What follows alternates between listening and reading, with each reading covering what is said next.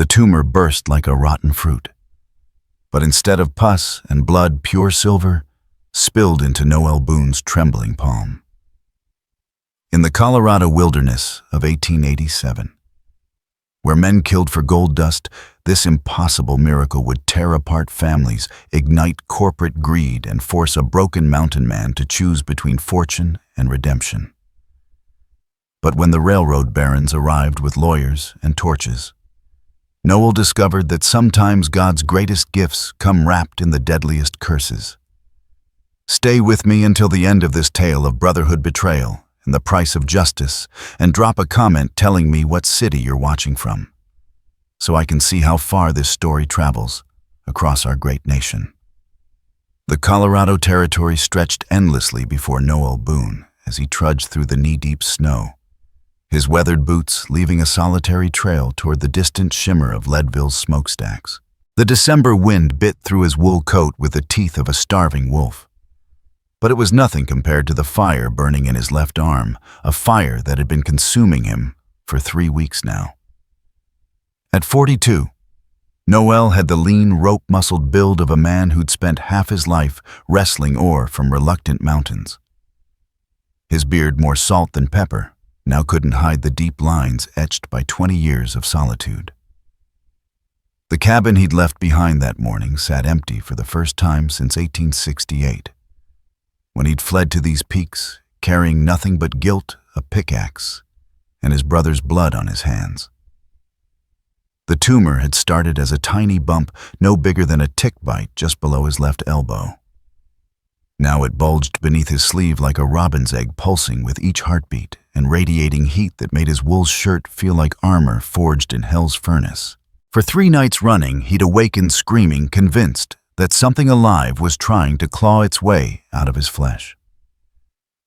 Just a little farther, he muttered through gritted teeth, using the familiar rhythm of self-encouragement that had carried him through 2 decades of hermit's existence.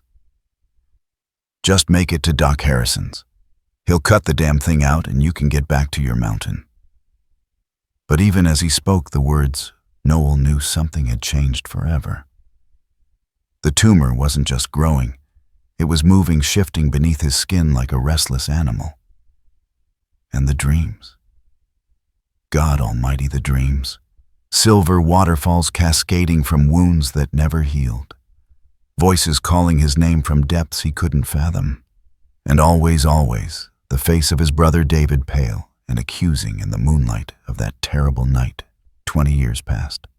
The trail wound through a stand of frost-covered pines, their branches sagging under the weight of new snow. Noel paused to catch his breath, leaning against a massive trunk, while white vapor puffed from his lips like the last sighs of dying men. His arm throbbed with renewed fury, and he pressed his right hand against the swelling, trying to massage away the pain. The moment his fingers made contact, the tumor erupted. It happened without warning. 1 second he was applying gentle pressure, the next. His sleeve was soaked with something that wasn't blood, but felt warm and thick as molasses. Noel yanked his hand away with a strangled cry, expecting to see gore and infection painting the pristine snow at his feet. Instead, he stared at his palm in bewildered silence. Silver. Pure, gleaming silver, no bigger than a child's marble, but so bright it seemed to capture and concentrate every ray of winter sunlight filtering through the pine boughs. The metal sat in his cupped hand like a star fallen to earth, its surface smooth and perfect, as if it had been crafted by the finest jeweler in Denver, rather than birthed from diseased flesh. What in the name of... Noel whispered, his voice trailing off into the mountain silence. He looked down at his arm, expecting to see a gaping wound where the tumor had been. Instead, there was only unmarked skin beneath his torn sleeve, pale and smooth as if the grotesque swelling had never existed. No scar, no bruise, no sign that anything unnatural had just occurred except for the impossible sphere of silver burning like ice in his palm. The wind picked up, setting the pine needles to whispering secrets in a language Noel couldn't understand. He closed his fist around the silver, and immediately a warmth spread up his arm and into his chest, different from the fever heat of the tumor. This was clean warmth, like standing too close to a forge on a winter morning, filling him with strength he hadn't felt in years. "Miracle," he breathed, and then immediately felt foolish for speaking the word aloud. Noel Boon had stopped believing in miracles the night he'd put a bullet in his brother's chest. But as he stood there in the cathedral silence of the mountains, holding impossible silver, in his work-scarred hand, he couldn't deny what had happened. And the tumor was gone. The pain was gone. And in their place was this thing of beauty and mystery that defied every law of nature he'd ever known. A raven cawed somewhere overhead, harsh and mocking. Noel looked up to see the black bird perched on a bare branch, its obsidian eyes fixed on him with unsettling intelligence. For a moment, man and bird regarded each other in perfect stillness. Then the raven spread its wings and took flight, disappearing into the gray sky like a fragment of night torn loose from its moorings. Noel slipped the silver into his coat pocket and resumed his trudge toward town. But now his steps carried a different purpose. This wasn't just about finding a doctor anymore. This was about understanding what had happened to him and what it meant. The trail descended gradually through stands of aspen and pine, following the course of a frozen creek that would rage with snowmelt come spring. Noel had walked this path countless times over the years, carrying ore samples to the assay office or trading furs for supplies. But today, every familiar landmark seemed charged with new significance. The split boulder where he'd once sheltered from a lightning storm. The meadow where he'd shot his first elk. The fallen log bridge spanning Miller's Creek, all of it looked the same, yet felt utterly transformed, as if he were seeing the world through different eyes. By the time the first buildings of Leadville came into view, the sun had climbed high enough to burn off the morning mist. The town sprawled across the valley floor like a boomtown fever dream. A chaotic mixture of canvas tents, wooden shacks, and more substantial brick buildings that spoke of newfound prosperity. Smoke rose from 100 chimneys, and the constant din of mining operations created a percussion that never stopped day or night. Noel had been coming to Leadville since its founding 9 years earlier, but he'd never grown comfortable with the crowds and noise. Too many people meant too many questions, too many chances for someone to recognize his name or remember old stories better left buried.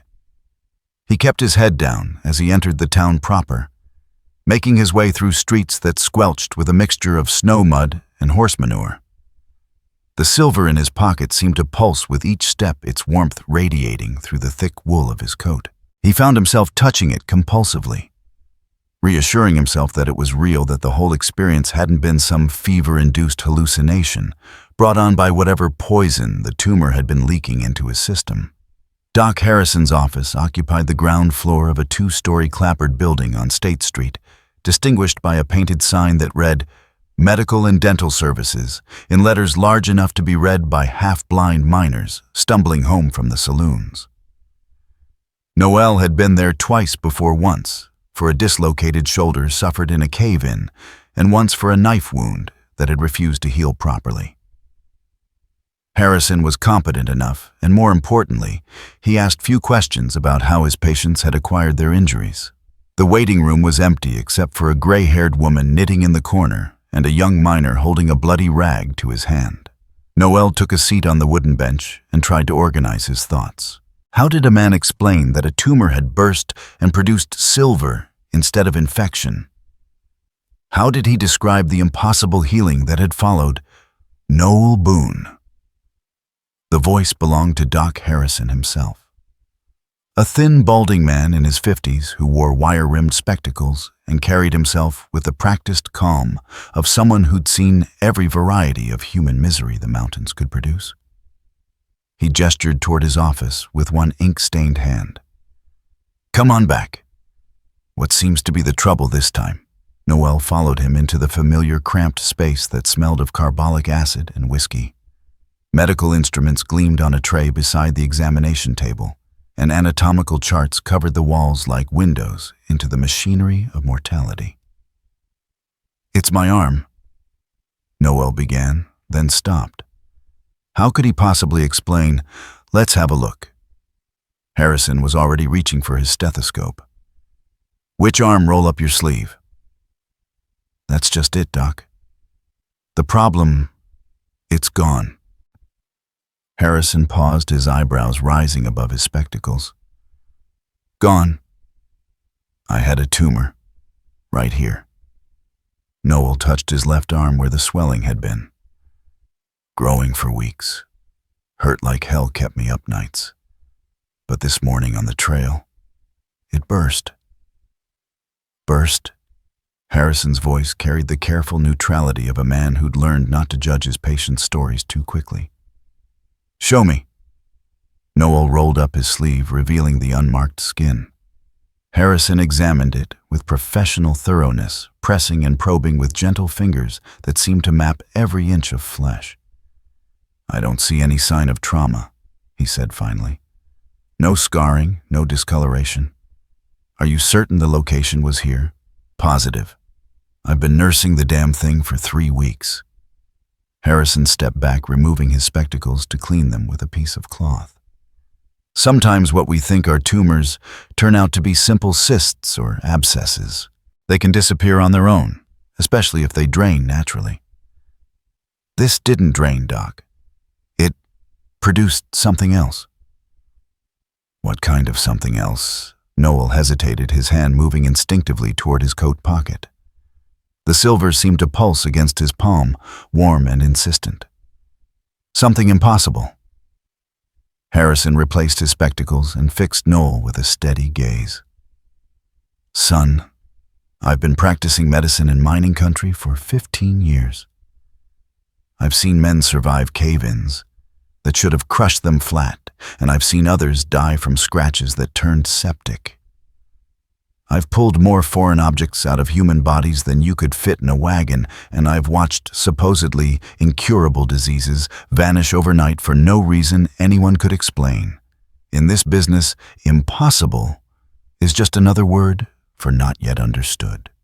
The kindness in the old doctor's voice broke through Noel's resistance. He reached into his pocket and withdrew the silver sphere, placing it on Harrison's examination table, where it caught the light from the window and threw it back in brilliant cascades.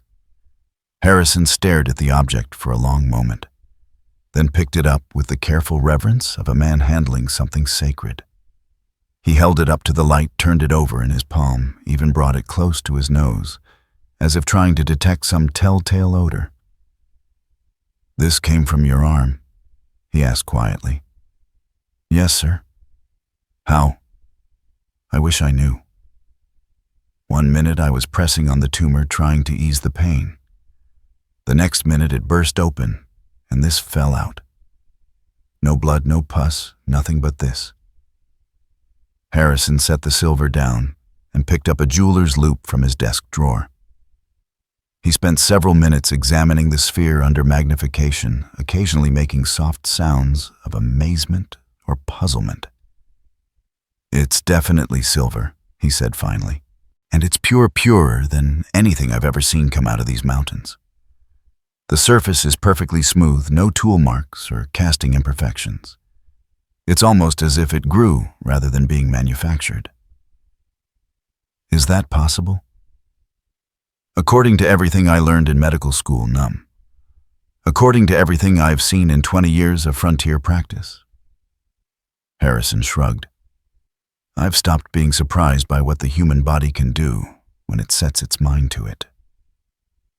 He handed the silver back to Noel, who slipped it into his pocket with relief. For a few minutes there, he'd been afraid the doctor would want to keep it for study, or worse, declare him insane and have him committed to the territorial asylum in Pueblo. "What happens now?" Noel asked. "Now you go home and count your blessings. Whatever caused that tumor is gone, and you're left with what appears to be a rather valuable piece of silver. I'd say you came out ahead.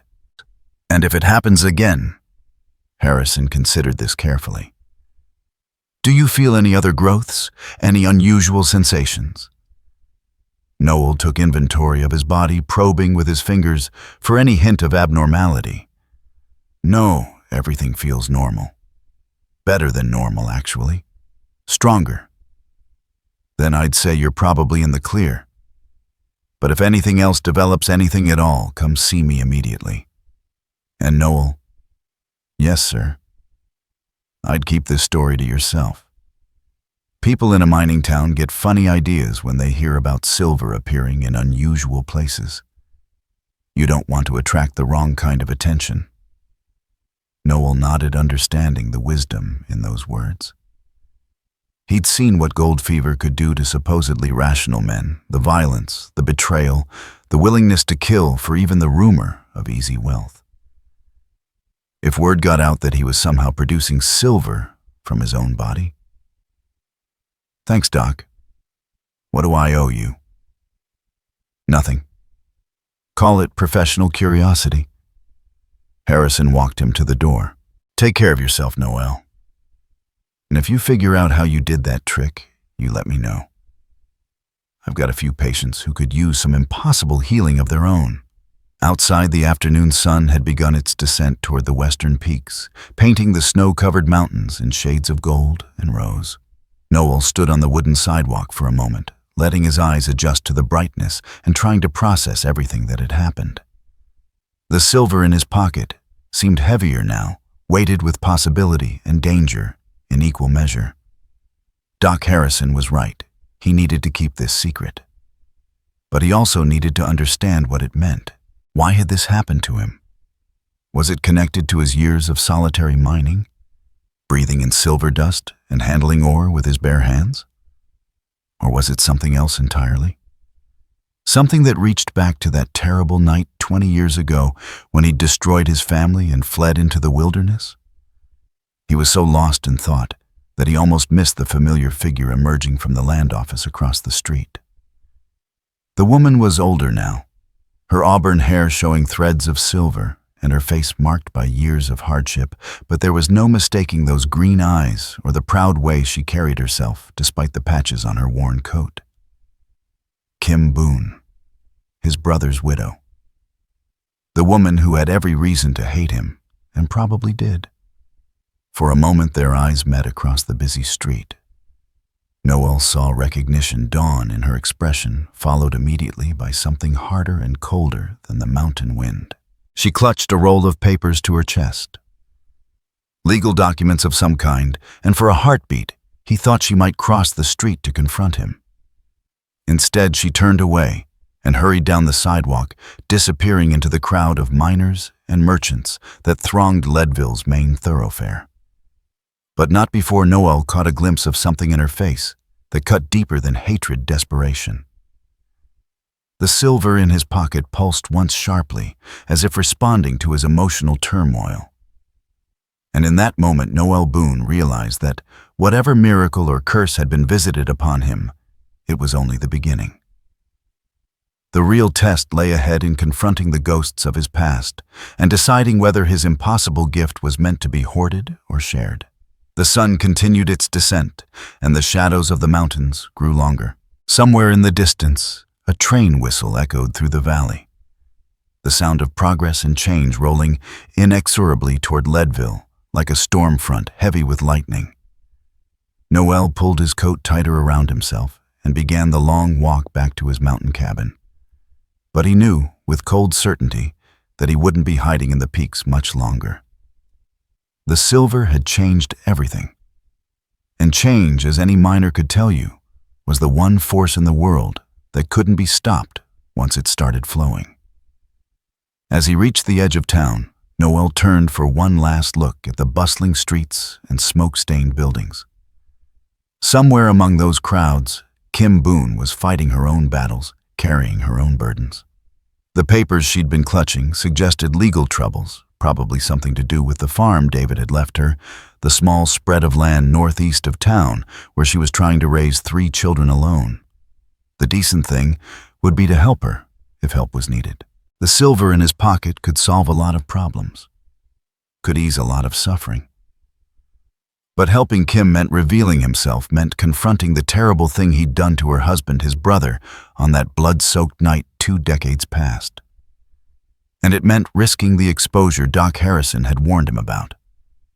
Once people knew about the silver, there would be no peace, no safety, no quiet retreat to his mountain sanctuary. There would only be greed and violence, and the kind of attention that destroyed everything it touched.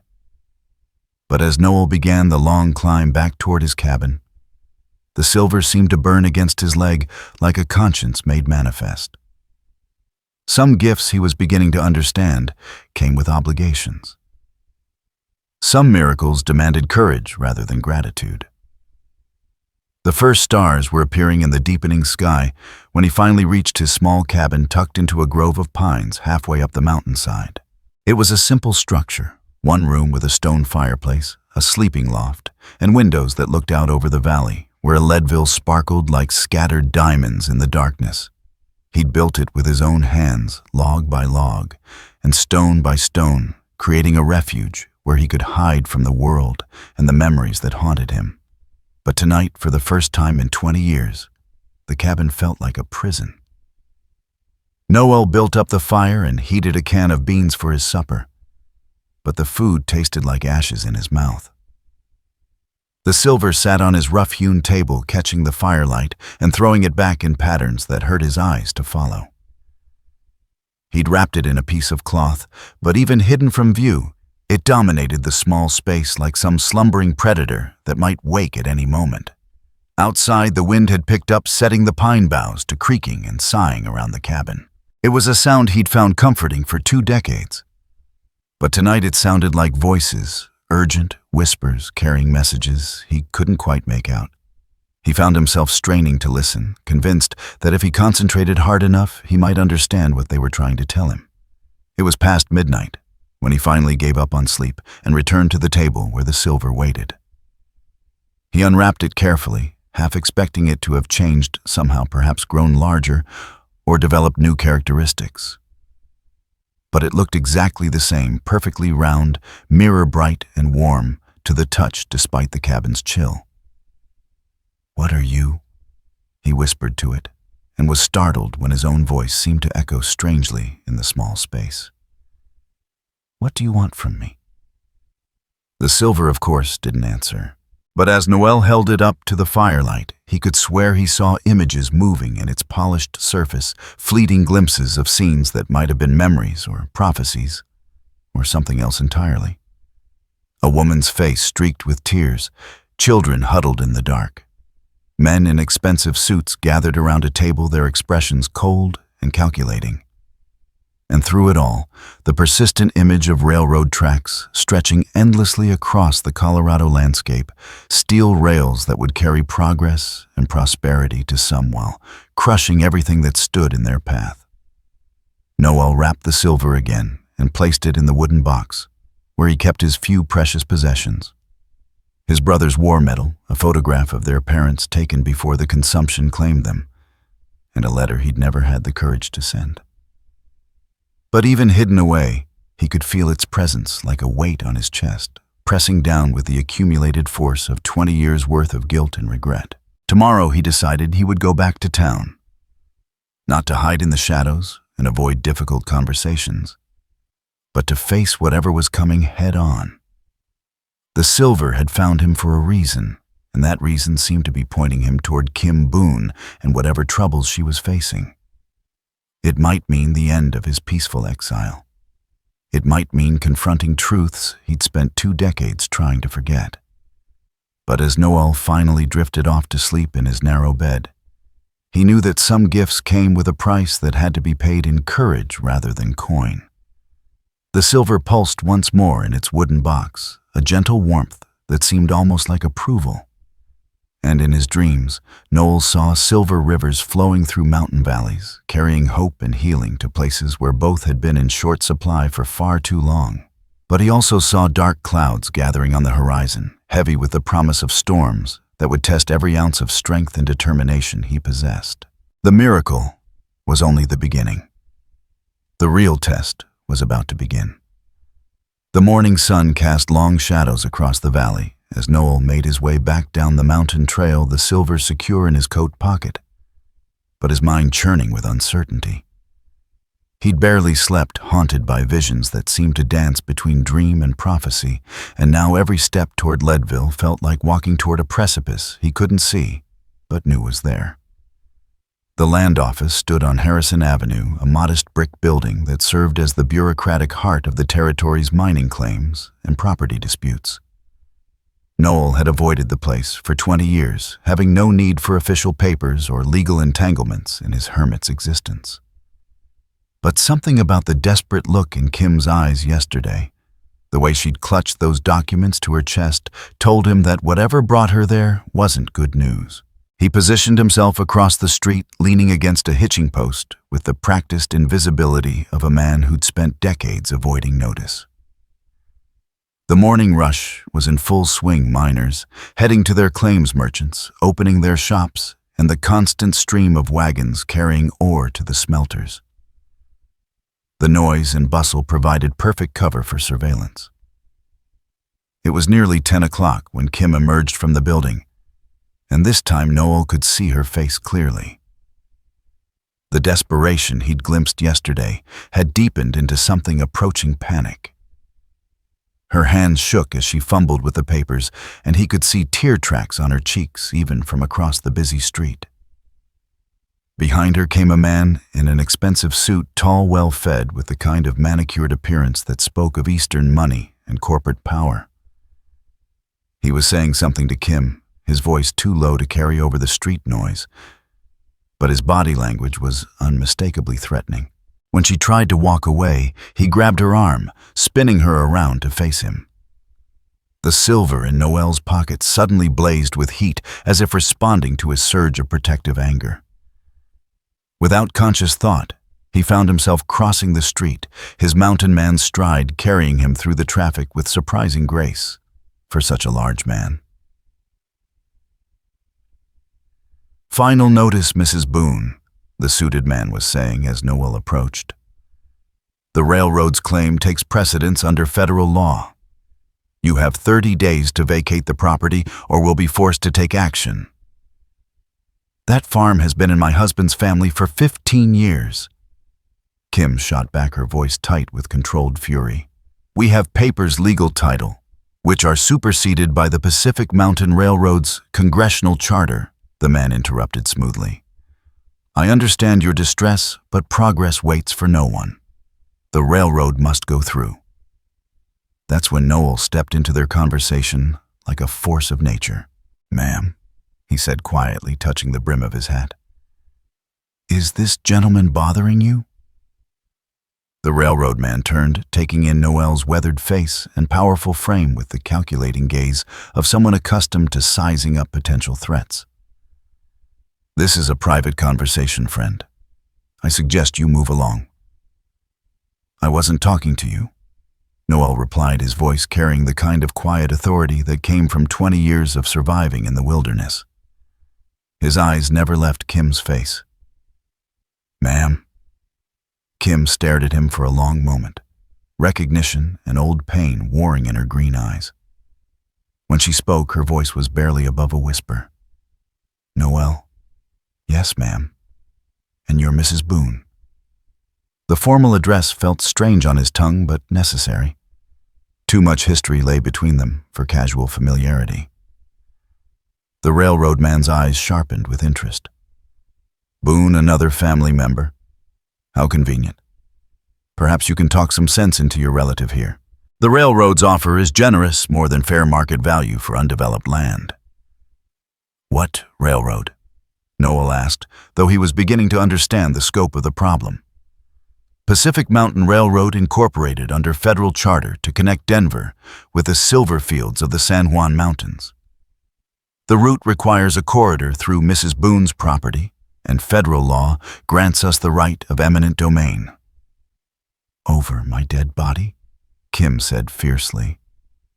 The railroad man smiled, and there was something predatory in the expression. "That can be arranged, Mrs. Boon. Frontier life is dangerous after all. Accidents happen." The silver in Noel's pocket suddenly felt like molten metal against his leg.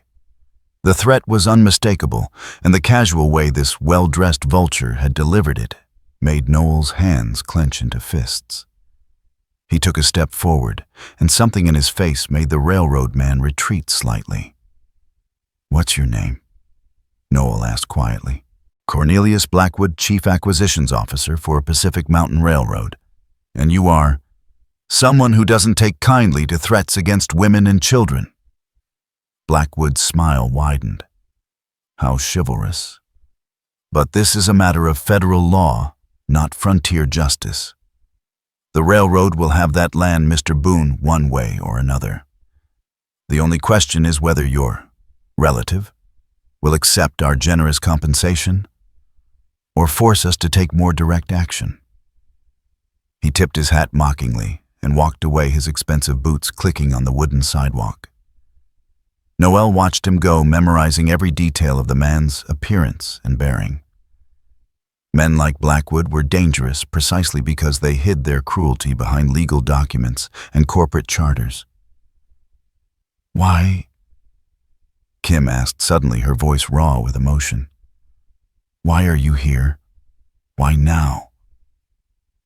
Noel turned back to face her, seeing the same beautiful woman his brother had married, but marked now by years of hardship and loss. "I saw you yesterday outside the land office. You looked troubled." "Troubled?" She laughed bitterly. "That's one word for it. David's farm, our farm, is apparently sitting on the only viable route for their precious railroad. They want to tear down everything we've built, everything he died for, and they're offering pennies on the dollar for the privilege." "David died for that farm." Something flickered in her eyes, surprise maybe, or confusion. "You don't know. Of course you don't know.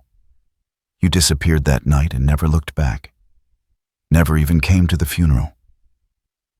The accusation hit him like a physical blow. "Kim, I couldn't what? Face what you'd done, face the family you destroyed?"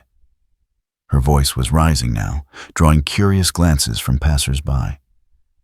"He died in a mining accident 3 years later, Noel.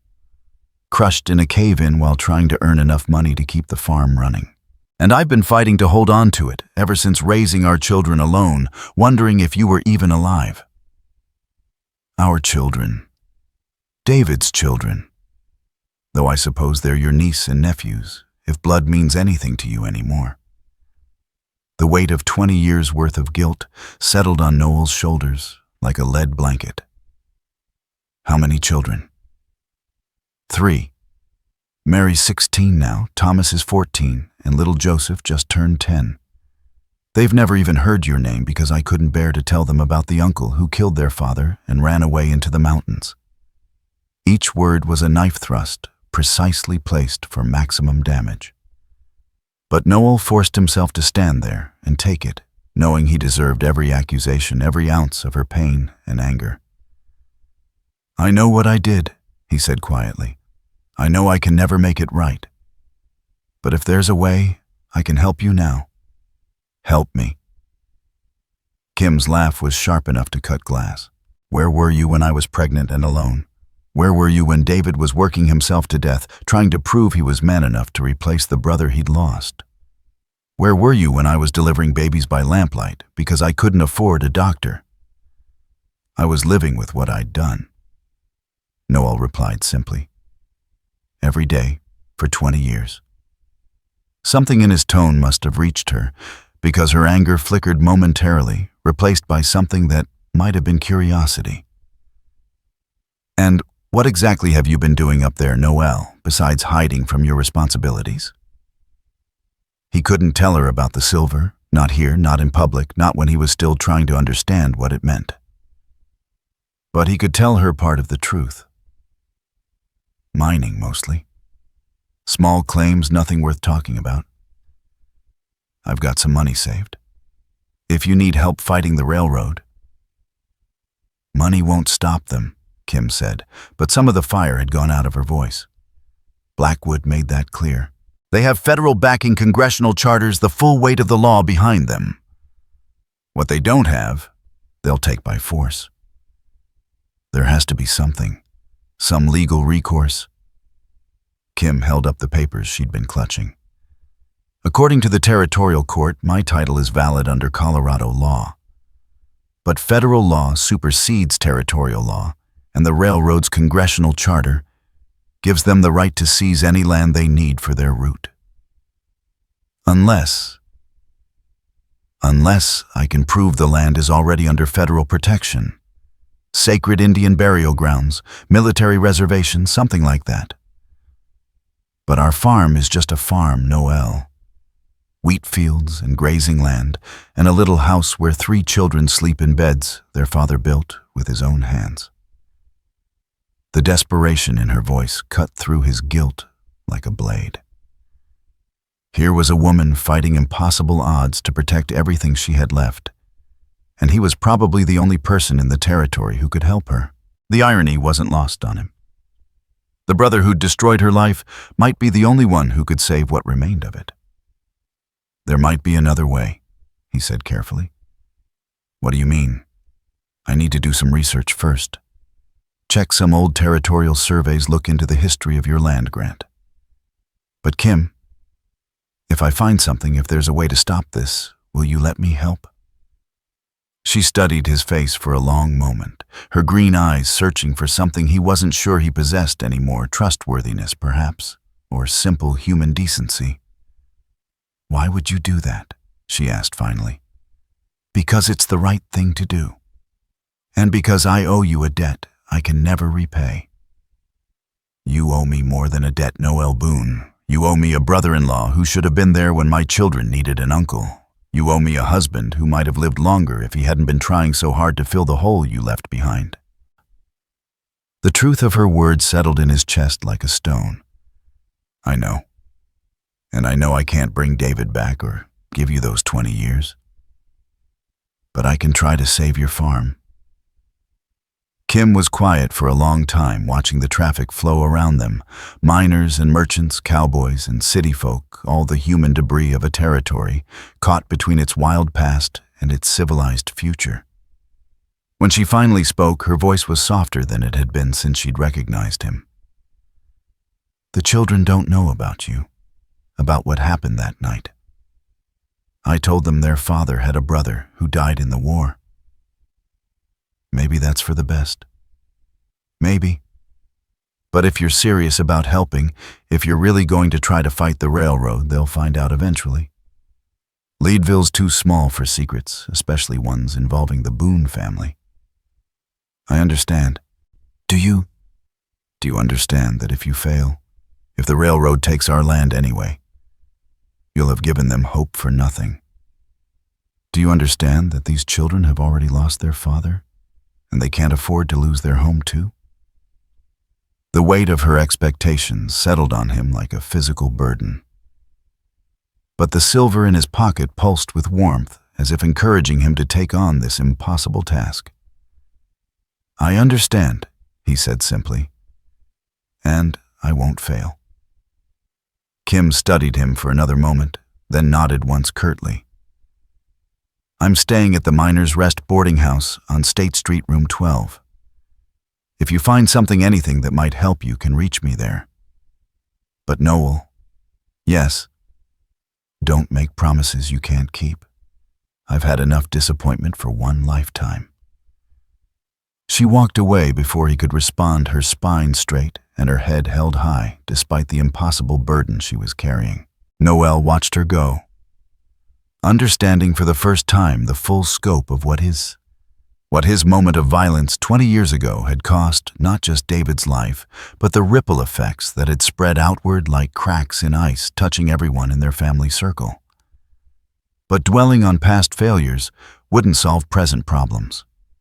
He had work to do. The territorial courthouse occupied a grand building on West 6th Street, its brick facade and classical columns a monument to law and order in a land that had known precious little of either. Noel climbed the steps with growing determination, the silver in his pocket seeming to pulse in rhythm with his heartbeat. The records office was a dusty, cramped space filled with filing cabinets and map cases that contained the official history of Colorado Territory's land grants and mining claims. A bored-looking clerk directed him to the appropriate section, and Noel spent the next 3 hours poring over territorial surveys and federal documents, trying to piece together the legal history of Kim's farm. What he found was both encouraging and troubling.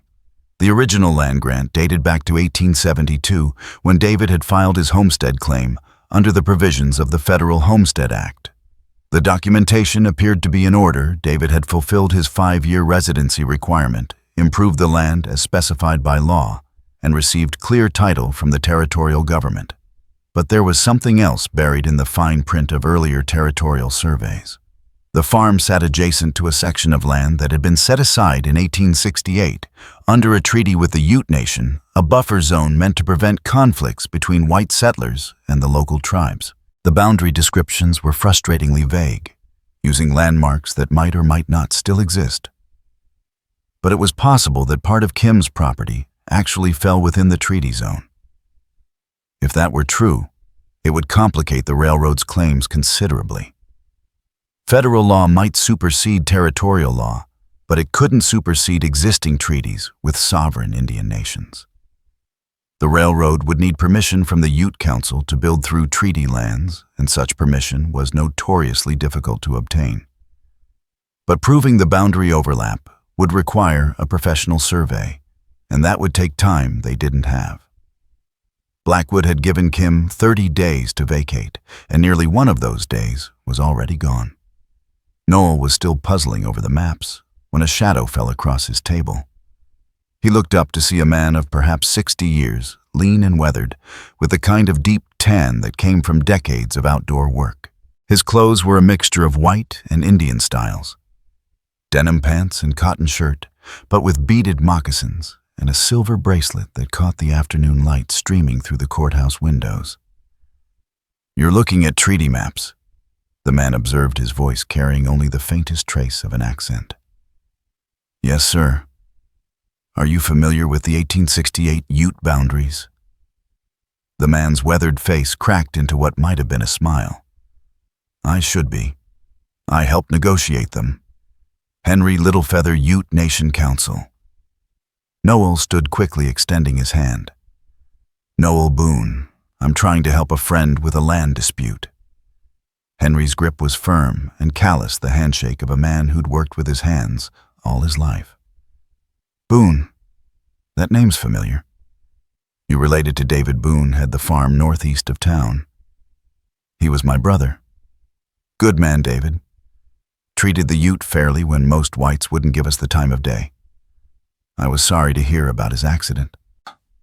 Henry paused, studying Noel's face with dark eyes that seemed to see more than they revealed.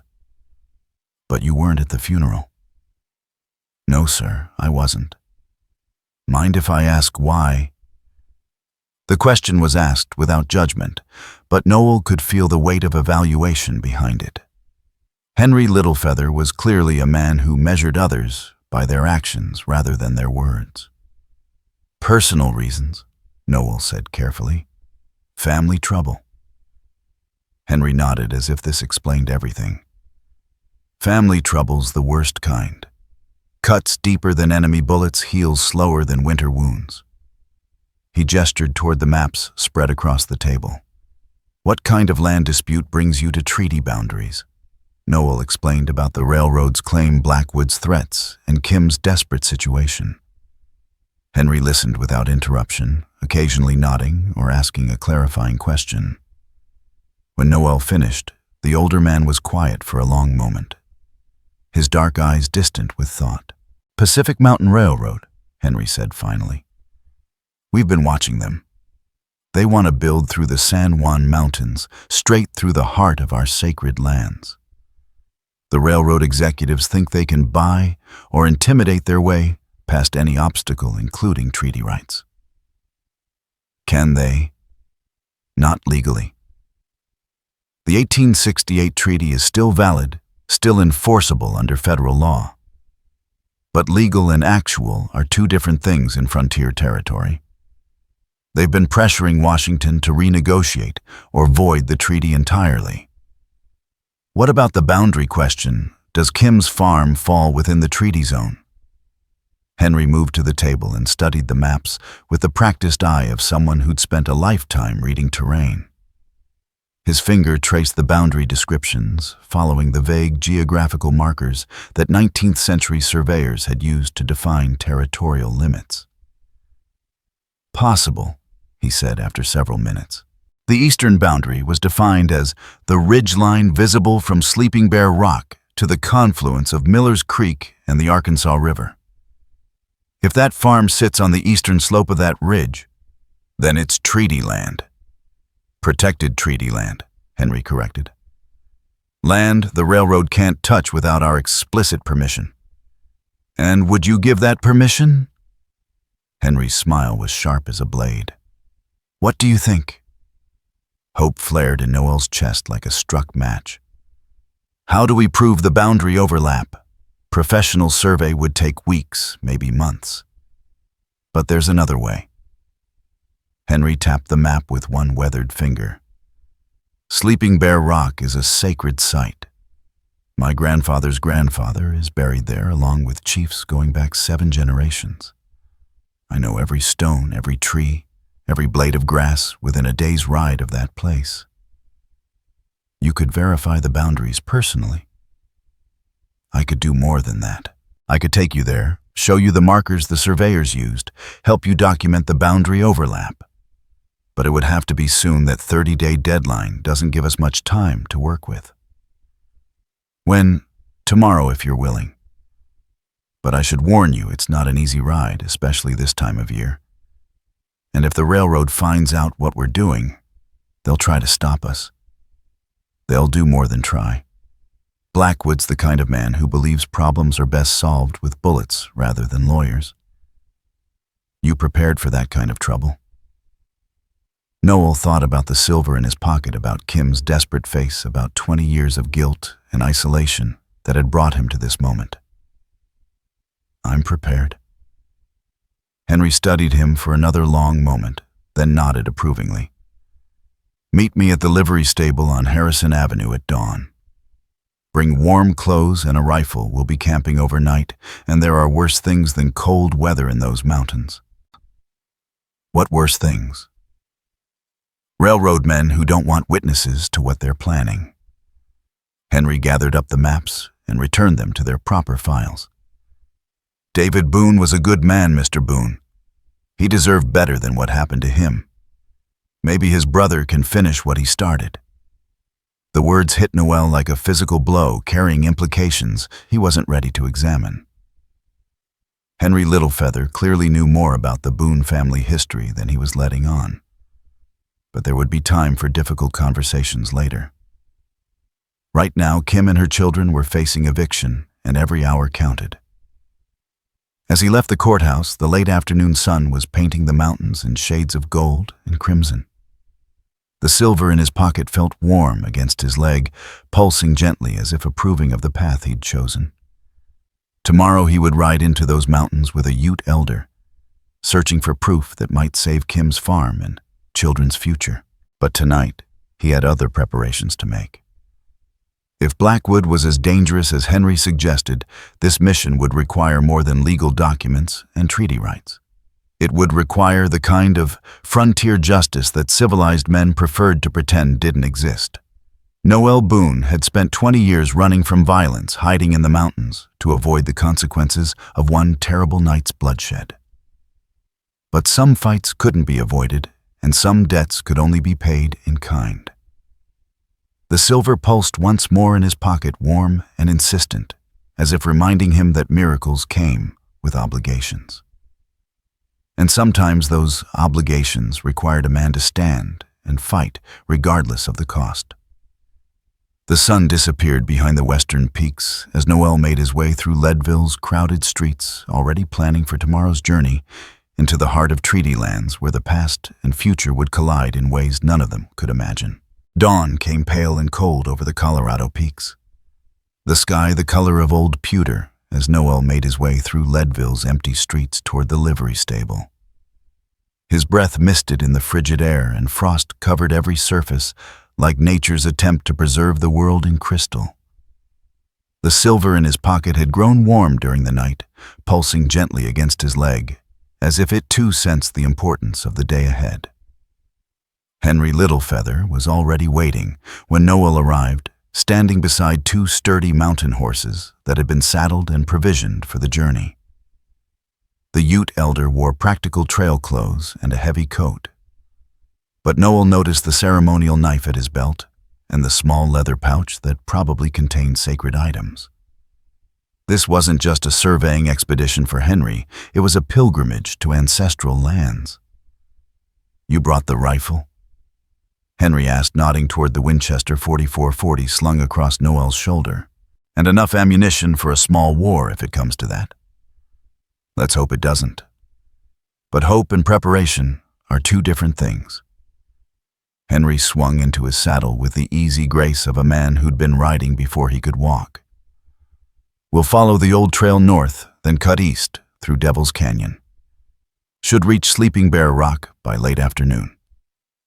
They rode out of Leadville as the town was beginning to stir past the early rising miners heading to their claims and the merchants opening their shops for another day of commerce. Noel found himself looking for Kim's face among the few pedestrians on the streets, but the boarding house windows remained dark. She was probably still asleep, unaware that her fate might be decided in the mountains above. The trail north wound through increasingly rugged terrain, following a path that had been used by Ute hunting parties for generations before white men ever dreamed of Colorado silver. Henry rode in comfortable silence for the first hour, apparently content to let the horses find their rhythm and the morning sun burn off the valley fog. It was Noel who finally broke the quiet. "You knew my brother well." "Well enough. David would ride out to the reservation, sometimes trade for horses or just to talk. Not many white men bothered to learn our language or understand our customs. David did both." "That sounds like him. He always saw the best in people." Henry glanced sideways at Noel, his dark eyes thoughtful. "Even in you." The question hit harder than expected. "Especially in me. Which is why what I did to him was so unforgivable." Henry finished when Noel's voice trailed off. "Yes. You want to tell me what happened that night?"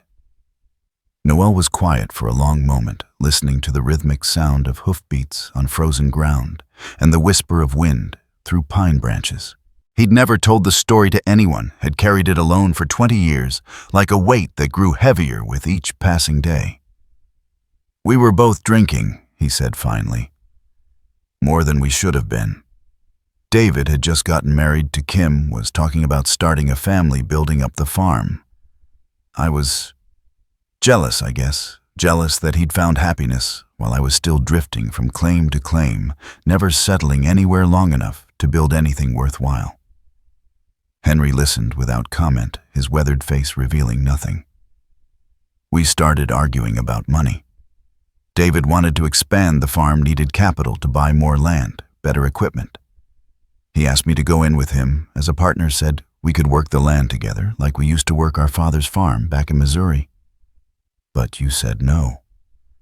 "I said worse than no. I said he was a fool for thinking he could make a living farming in mining country. Said Kim would leave him the first time things got rough, that she was too pretty and too young to waste her life on a dirt farmer with big dreams and small prospects." The memory burned in Noel's throat like swallowed acid. Even after 20 years, he could still see David's face, the hurt, the disappointment, the growing anger, as his older brother systematically destroyed every hope and dream he'd shared. "David hit me," Noel continued. "Not hard, just a backhanded slap to shut me up. But I was drunk and angry and 20 years old, and I hit him back, hard enough to send him stumbling backward into the corner where I kept my rifle." Henry's horse snorted and shied at something in the undergrowth, but the Ute elder controlled it easily, his attention never wavering from Noel's story. "The rifle went off when David fell against it. Pure accident, a 1,000,000 to 1 chance that the hammer would strike just right to fire the cartridge. But the bullet..." Noel's voice broke. "The bullet caught him in the chest just below the heart. He looked at me with such surprise, like he couldn't believe what was happening. And then he just collapsed." "Did you try to help him?" I tried everything. Pressure on the wound tried to carry him to town for a doctor. But it was winter, the trail was blocked by snow, and he was bleeding too fast. He died in my arms about an hour after the shot, and his last words were asking me to take care of Kim and the baby she was carrying. But you didn't. I panicked. Realized that when people found David's body, they'd see the bullet hole and assume I'd murdered him in cold blood. The truth that it was a drunken accident wouldn't matter to a lynch mob. So I buried him in an unmarked grave up on the mountain, packed my gear, and disappeared into the wilderness. Henry was quiet for a long time, processing the story and its implications. When he finally spoke, his voice carried neither judgment nor sympathy. Just the measured tone of a man who'd seen enough of human nature to understand its complexities. Kim never knew the truth. I let her believe I'd killed him deliberately. Thought it would be easier for her to hate me than to know she'd lost her husband to a stupid accident that could have been avoided if I'd just kept my mouth shut. And you've been carrying that guilt for 20 years. Every day. Every night. It's why I stayed in the mountains, why I never tried to contact the family. I figured the damage was done and staying away was the only gift I could give them. Henry reined in his horse at the top of a ridge, looking out over a vista of snow-covered peaks that stretched to the horizon like frozen waves. You know what I think, Noel Boon? What's that? I think you're a coward. The blunt assessment hit Noel like a physical blow. He started to protest, but Henry held up a hand for silence. Not for what happened that night. Young men do stupid things when they're drunk and angry. That's been true since the beginning of time. You're a coward for what you did afterward. For deciding that your guilt was more important than Kim's need to know the truth. For choosing the easy path of exile over the hard work of making amends. I couldn't bring David back. No, but you could have helped his widow raise his children. You could have worked his farm, kept his dream alive, been the brother he asked you to be in his dying words. Instead, you hid in the mountains, feeling sorry for yourself, while Kim struggled alone. The truth of it burned in Noel's chest like molten metal. You're right. Of course I'm right. The question is, what are you going to do about it now? Before Noel could answer, Henry suddenly stiffened in his saddle, his hand moving instinctively toward the rifle scabbarded beside his leg. We're being followed. Noel looked back along the trail they'd traveled, scanning the tree line for signs of pursuit. At first he saw nothing, but then sunlight flashed off something metallic in the distance. Probably the barrel of a rifle or the brass fittings on a saddle. How many? Noel asked quietly. 3, maybe 4. They've been hanging back about a mile, trying to stay out of sight. Professional work. Blackwood's men? Most likely. The railroad doesn't like surprises, and our little research expedition probably has them worried. Henry spurred his horse forward, picking up the pace, but not enough to signal panic to their pursuers. There's a place up ahead where we can lose them, but it means taking the dangerous route through Devil's Canyon. How dangerous? Dangerous enough that most men wouldn't follow even for railroad money. Narrow ledges, loose rock, 100-foot drop if your horse makes a wrong step. And if they do follow, Henry's smile was sharp as winter wind.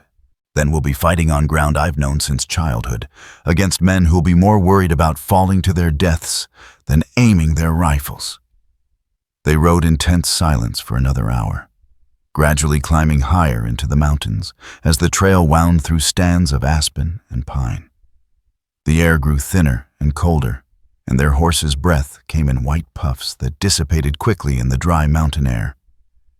Behind them, their pursuers maintained their distance, but showed no signs of giving up the chase. Devil's Canyon announced itself with a sudden narrowing of the trail and a precipitous drop on the right side that seemed to plunge straight down into hell itself. The path was barely wide enough for a single horse carved into the cliff face by centuries of wind and water erosion. One wrong step would send horse and rider tumbling into a rocky abyss. "Stay close," Henry warned as they began the treacherous descent. "Follow my exact path, and whatever you do, don't look down." The next 30 minutes were the longest of Noel's life. His horse picked its way carefully along the narrow ledge, occasionally sending loose stones clattering into the void below. The silver in his pocket seemed to grow heavier with each step, as if it too understood the precarious nature of their situation. They were halfway through the canyon when the shooting started. The first rifle shot echoed off the canyon walls like thunder, followed immediately by the whine of a bullet ricocheting off the rock face inches from Noel's head. Their pursuers had reached the canyon entrance and were trying to pick them off from above. "Move!" Henry shouted, spurring his horse into the dangerous middle ground between speed and safety. More shots followed, some striking the cliff face near them, others sailing harmlessly into the abyss. The railroad men were good shots, but the angle was difficult, and their targets were moving. Still, it was only a matter of time before luck or Skubelnau sent a bullet home. That's when the silver in Noel's pocket began to burn. Not the gentle warmth he'd grown accustomed to, but searing heat that felt like a brand pressed against his flesh. The sensation was so intense that he gasped aloud, nearly losing his seat as his horse navigated a particularly treacherous section of the trail. But with the burning came something else, a sudden clarity of vision that seemed to slow time itself. He could see the muzzle flashes from the rifles above, could track the trajectory of each bullet as if it were moving through molasses rather than air. More importantly, he could see exactly where the shooters were positioned, their locations revealed as clearly as if they'd been outlined in silver fire. Without conscious thought, Noel drew his Winchester and fired 3 shots in rapid succession. Each bullet found its mark with impossible precision. Not killing shots, but wounding strikes that sent the railroad men scrambling for cover and ended their ambush as effectively as if he'd put them in their graves. "Incredible shooting," Henry called out as they cleared the narrow section and reached a wider ledge where they could rest their horses. "I've never seen anyone fire that accurately from horseback on a moving trail." Noel stared at his rifle in amazement, hardly believing what had just happened. The silver had stopped burning and returned to its usual gentle warmth, but the memory of that enhanced perception lingered like an afterimage. "Lucky shots," he said weakly. Henry fixed him with a penetrating stare. "That wasn't luck, Noel Boon. That was something else entirely. Something you want to tell me about." Before Noel could decide how to answer, the sound of horses echoing from the canyon walls announced that their pursuers weren't giving up. Wounded men might be more dangerous than healthy ones, especially when they were working for someone like Cornelius Blackwood. "We need to keep moving," Henry said. "Sleeping Bear Rock is still 2 hours ahead, and those men will find another way around the canyon eventually." They pressed on, climbing ever higher into the mountains as the sun reached its zenith and began its slow descent toward the western peaks. The trail was easier here, following ridge lines and natural saddles that provided good visibility in all directions. But that same visibility worked both ways. They could see their enemies, but their enemies could see them. It was mid-afternoon when they finally reached Sleeping Bear Rock, a massive granite formation that did indeed resemble a slumbering grizzly when viewed from the proper angle. The rock sat at the intersection of 3 valleys, a natural landmark that would have been visible to 19th century surveyors from miles away. Henry dismounted and approached the formation with obvious reverence, placing his weathered hand on the stone and speaking softly in the Ute language. When he finished, he began walking around the base of the rock, examining the ground with the practiced eye of someone reading an ancient text. "Here," he said finally, pointing to a series of carved symbols barely visible on the rock's surface. "Survey markers from 1868, and there," he indicated a pile of stones arranged in a deliberate pattern. "The traditional boundary marker used by my people for generations." Noel dismounted and joined him, trying to understand what he was seeing. What does it mean? It means the eastern boundary of the treaty zone runs right through that valley where your sister-in-law's farm sits. The railroad can't touch that land without permission from the Ute Council, and that permission will never come. Hope flared in Noel's chest like a struck match. You're certain? I helped place these markers myself as a young man. I know every stone, every symbol, every inch of this boundary. David Boone's farm is protected treaty land, and Kim has every right to stay there. How do we prove it in court?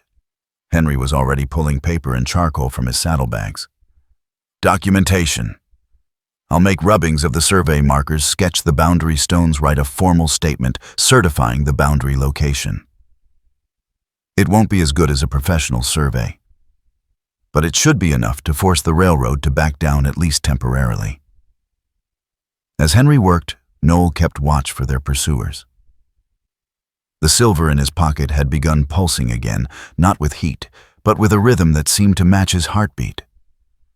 Something was coming, he could feel it in his bones, in the way the wind carried sounds that shouldn't have been there. How much longer? He asked quietly. 10 minutes, maybe 15. Why? Because they're coming.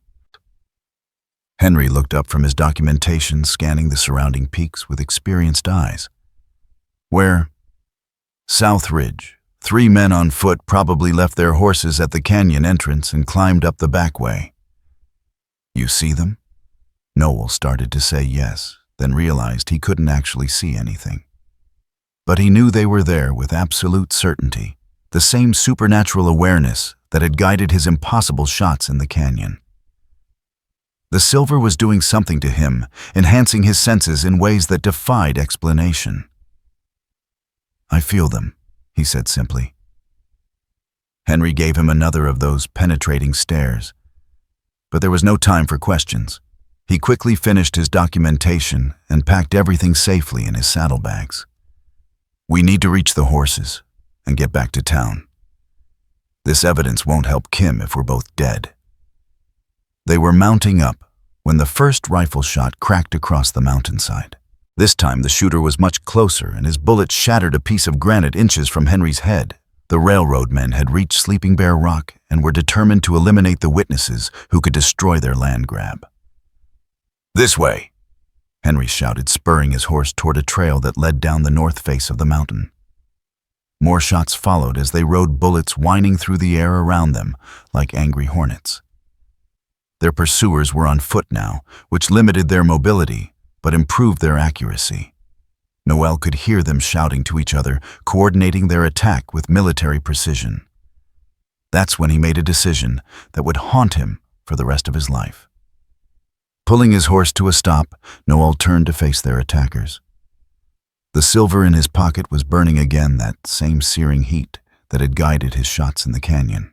But this time, the sensation was stronger, more focused, as if 20 years of guilt and regret were being forged into something harder and more dangerous than mere metal. Keep going, he shouted to Henry. Get that evidence to Kim. What are you doing? What I should have done 20 years ago, standing and fighting instead of running away. Noel dismounted and took cover behind a boulder, his Winchester ready and his vision crystal clear despite the adrenaline flooding his system. He could see all 3 men now spread out among the rocks above him, their positions as obvious as if they'd been marked with flags. The first man broke cover to get a better shot angle. Noel's bullet took him in the shoulder, spinning him around and sending his rifle flying into the rocks. The second man tried to flank him from the left, but the silver-enhanced perception allowed Noel to track his movement and put a round through his leg before he could reach position. The third man was smarter, staying behind cover and waiting for a clear shot. But he made the mistake of calling out to his wounded companions, and Noel used the sound to pinpoint his exact location. One shot through the gap between 2 boulders, and the ambush was over. None of the railroad men were dead, but all 3 were wounded badly enough to end their threat. Noel holstered his rifle and remounted his horse, the silver in his pocket cooling to its normal gentle warmth. Henry was waiting for him at the bottom of the trail, his dark eyes filled with a mixture of admiration and concern. That was either the bravest or the stupidest thing I've ever seen a white man do? Probably both, Noel admitted. But those men won't be following us anymore. No, but they'll report back to Blackwood. He'll know we have the evidence now. Then we'd better get it to town before he can do anything about it. They rode hard for the next 2 hours, pushing their horses to the edge of endurance as they raced against time and the certainty that Cornelius Blackwood would not accept this setback quietly. The railroad had too much invested in their route through the valley to let treaty rights and legal documents stand in their way.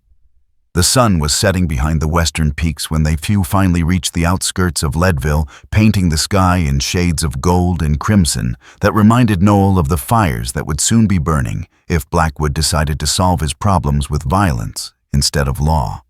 The silver in his pocket pulsed once gently, as if acknowledging that they'd won this battle, but warning that the war was far from over. As they rode into town, Noel could see smoke rising from the direction of Kim's boarding house. Not the normal chimney smoke of cooking fires or heating stoves, but the thick black smoke of something burning that wasn't meant to burn. Fear clenched his chest like a frozen fist. The boarding house. Henry saw it too. Blackwood sending a message. They spurred their tired horses toward State Street, racing against the spreading flames and the terrible certainty that Kim and her children were in mortal danger. The evidence in Henry's saddlebags could save her farm, but it wouldn't matter if there was no family left to save. The Miners' Rest boarding house was fully engulfed when they arrived, flames shooting through the windows and roof like demonic fingers reaching for the sky. A crowd had gathered to watch the conflagration, but no one was fighting the fire. The volunteer brigade's equipment was conspicuously absent, probably disabled or delayed by railroad money. Noel dismounted and grabbed the nearest spectator, a miner he recognized from previous trips to town. "The woman in room 12, Mrs. Boon, did she get out?" "Don't know," the man replied. "Fire started about an hour ago, spread real fast. Haven't seen nobody come out the front."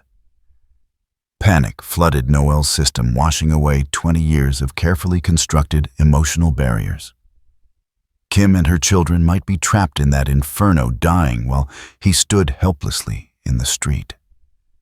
The silver in his pocket began to burn again, but this time the heat spread through his entire body, filling him with strength and purpose that felt almost supernatural.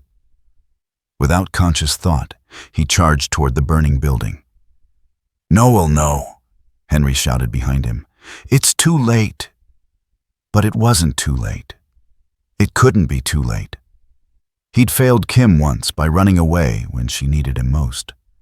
He wouldn't fail her again, even if it meant dying in the flames that were consuming everything she had left in the world. The silver burned against his leg like a star fallen to earth, and Noel Boon ran toward the fire with the desperate courage of a man who'd finally found something worth dying for. The heat hit Noel like a physical wall as he burst through the boarding house's front door, the silver in his pocket blazing with such intensity that he could feel it through his coat, through his shirt, burning against his skin like a brand. The main hallway was a tunnel of flame and smoke, the wallpaper peeling and curling as fire devoured everything in its path. Overhead, the ceiling groaned ominously, beams sagging under the weight of burning timbers that threatened to collapse at any moment. "Kim!" he shouted, his voice barely audible above the roar of the inferno. "Kim, where are you?" The smoke was so thick he could barely see 3 feet ahead, but the silver seemed to be guiding him, its supernatural heat pulling him toward the back stairs that led to the second floor. Each step was an act of faith, trusting in an impossible miracle to lead him through hell itself. The wooden steps creaked dangerously under his weight, some of them already charred and weakened by the flames licking at their undersides. Halfway up, a burning beam crashed down behind him, cutting off his retreat and filling the stairwell with a shower of sparks that singed his hair and coat. There was no going back now, only forward toward whatever waited in the smoke-choked darkness above. Room 12 was at the far end of the hall, past doors that hung open like mouths screaming silent warnings. The fire hadn't reached this section yet, but smoke filled every inch of space, making breathing an exercise in controlled suffocation. Noel pulled his bandana up over his nose and mouth, but it provided little protection against the toxic air. He reached Kim's door and found it locked. Kim, are you in there?" A faint sound came from within. Not voices, but the scraping of furniture being moved. Someone was alive in there, but trapped. Noel threw his shoulder against the door, but the solid oak held firm. The silver in his pocket pulsed urgently, as if sensing time running out. "Stand back from the door," he shouted, then drew his pistol and put 2 bullets through the lock mechanism. The door swung open to reveal a scene that would haunt his dreams forever.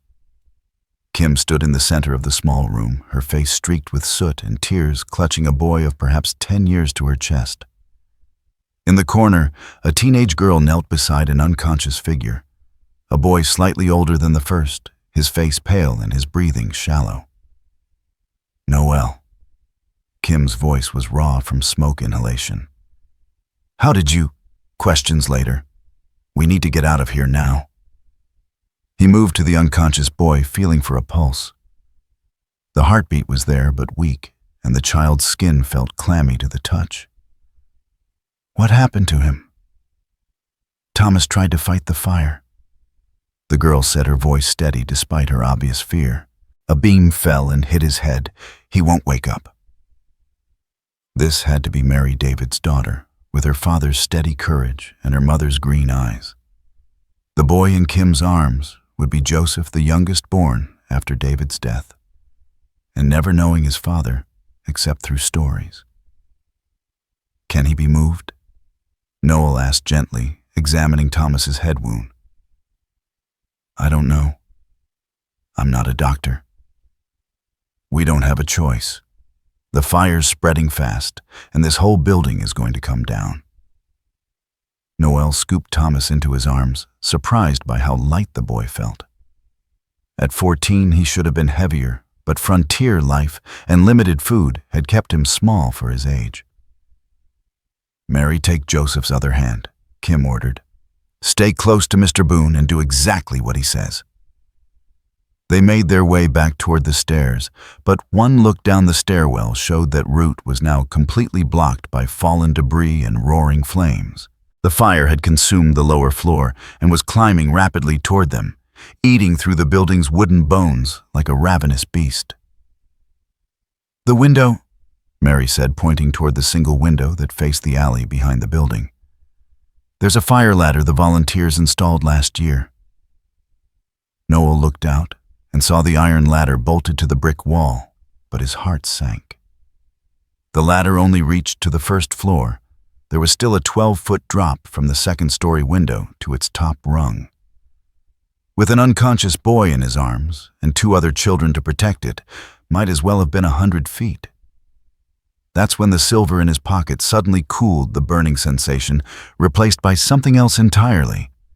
A feeling of weightlessness, as if gravity itself had loosened its hold on him. He looked down at Thomas's unconscious form and knew with absolute certainty that he could make the jump safely.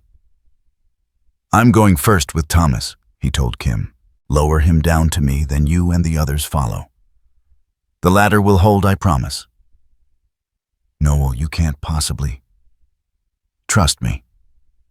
He climbed onto the windowsill, Thomas's limp form cradled in his arms. "I know it looks impossible, but I can do this." Without giving himself time to think about the insanity of what he was attempting, Noel jumped. The sensation was unlike anything he'd ever experienced. Instead of the crushing impact he expected, he seemed to float downward like a feather on the wind, the silver in his pocket providing some impossible counterforce to gravity's pull. He landed on the fire ladder, with barely ajar, Thomas still unconscious, but unharmed in his arms. Above him, Kim's face appeared in the window, her expression a mixture of amazement and terror. "How did you?" "Just drop Joseph down to me," Noel called back. "I'll catch him." One by one he helped them down, first Joseph, then Mary, and finally Kim herself. Each landing was as gentle as his own had been the silver, somehow extending its protective influence to anyone he was trying to save. By the time they reached the alley behind the building, the entire structure was engulfed in flames, the roof beginning to collapse in on itself with thunderous crashes that shook the ground beneath their feet. They had escaped just in time. "The doctor," Kim gasped, looking down at Thomas's still form. "We need to get him to Doc Harrison." "I'll carry him," Noel said, but Kim shook her head. "You've done enough, more than enough." She was staring at him with an expression he couldn't quite read, gratitude mixed with suspicion, as if she understood that what had just happened defied all natural law. "How did you do that, Noel? How did you jump from that window without killing yourself?"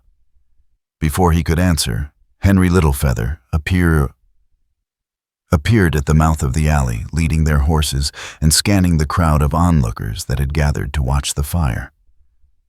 "Thank God you're alive.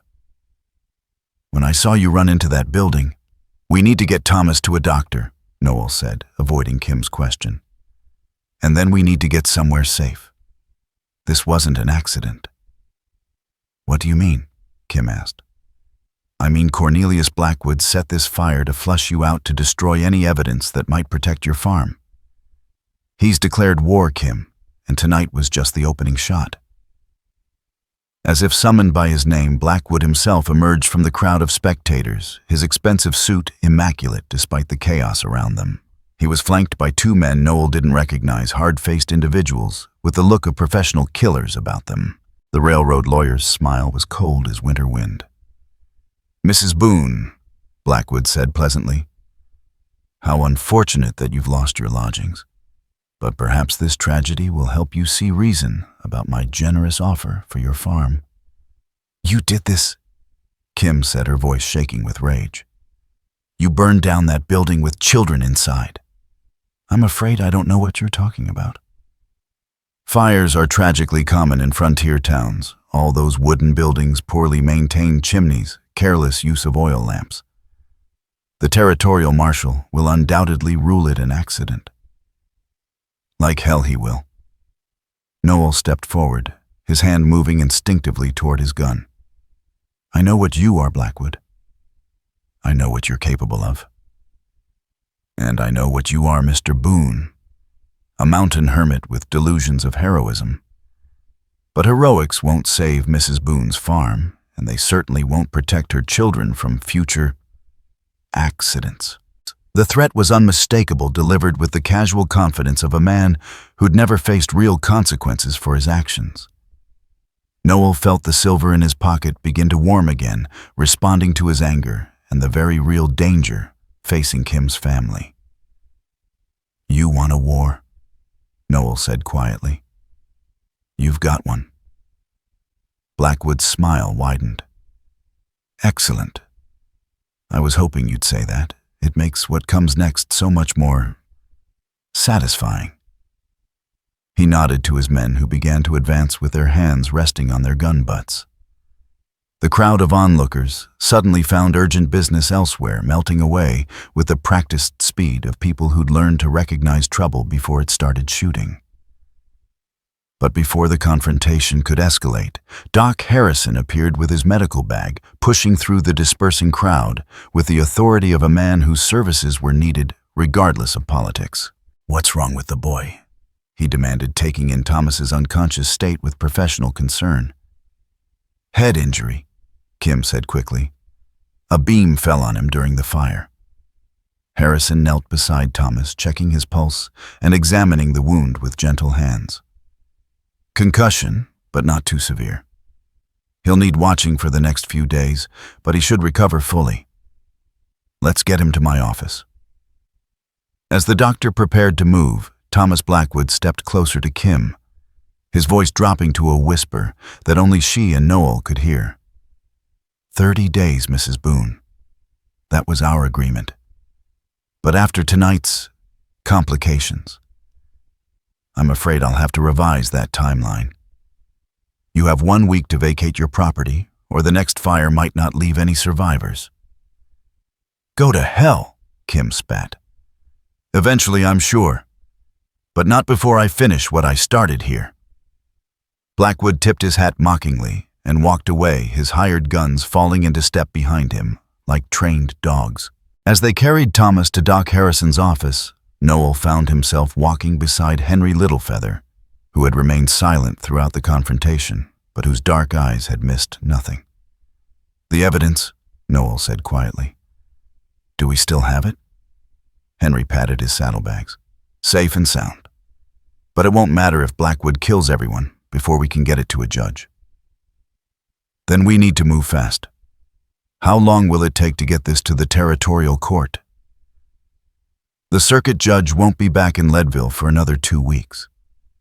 But there's a federal magistrate in Denver who has jurisdiction over treaty matters.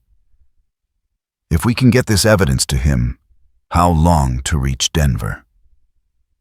3 days hard riding.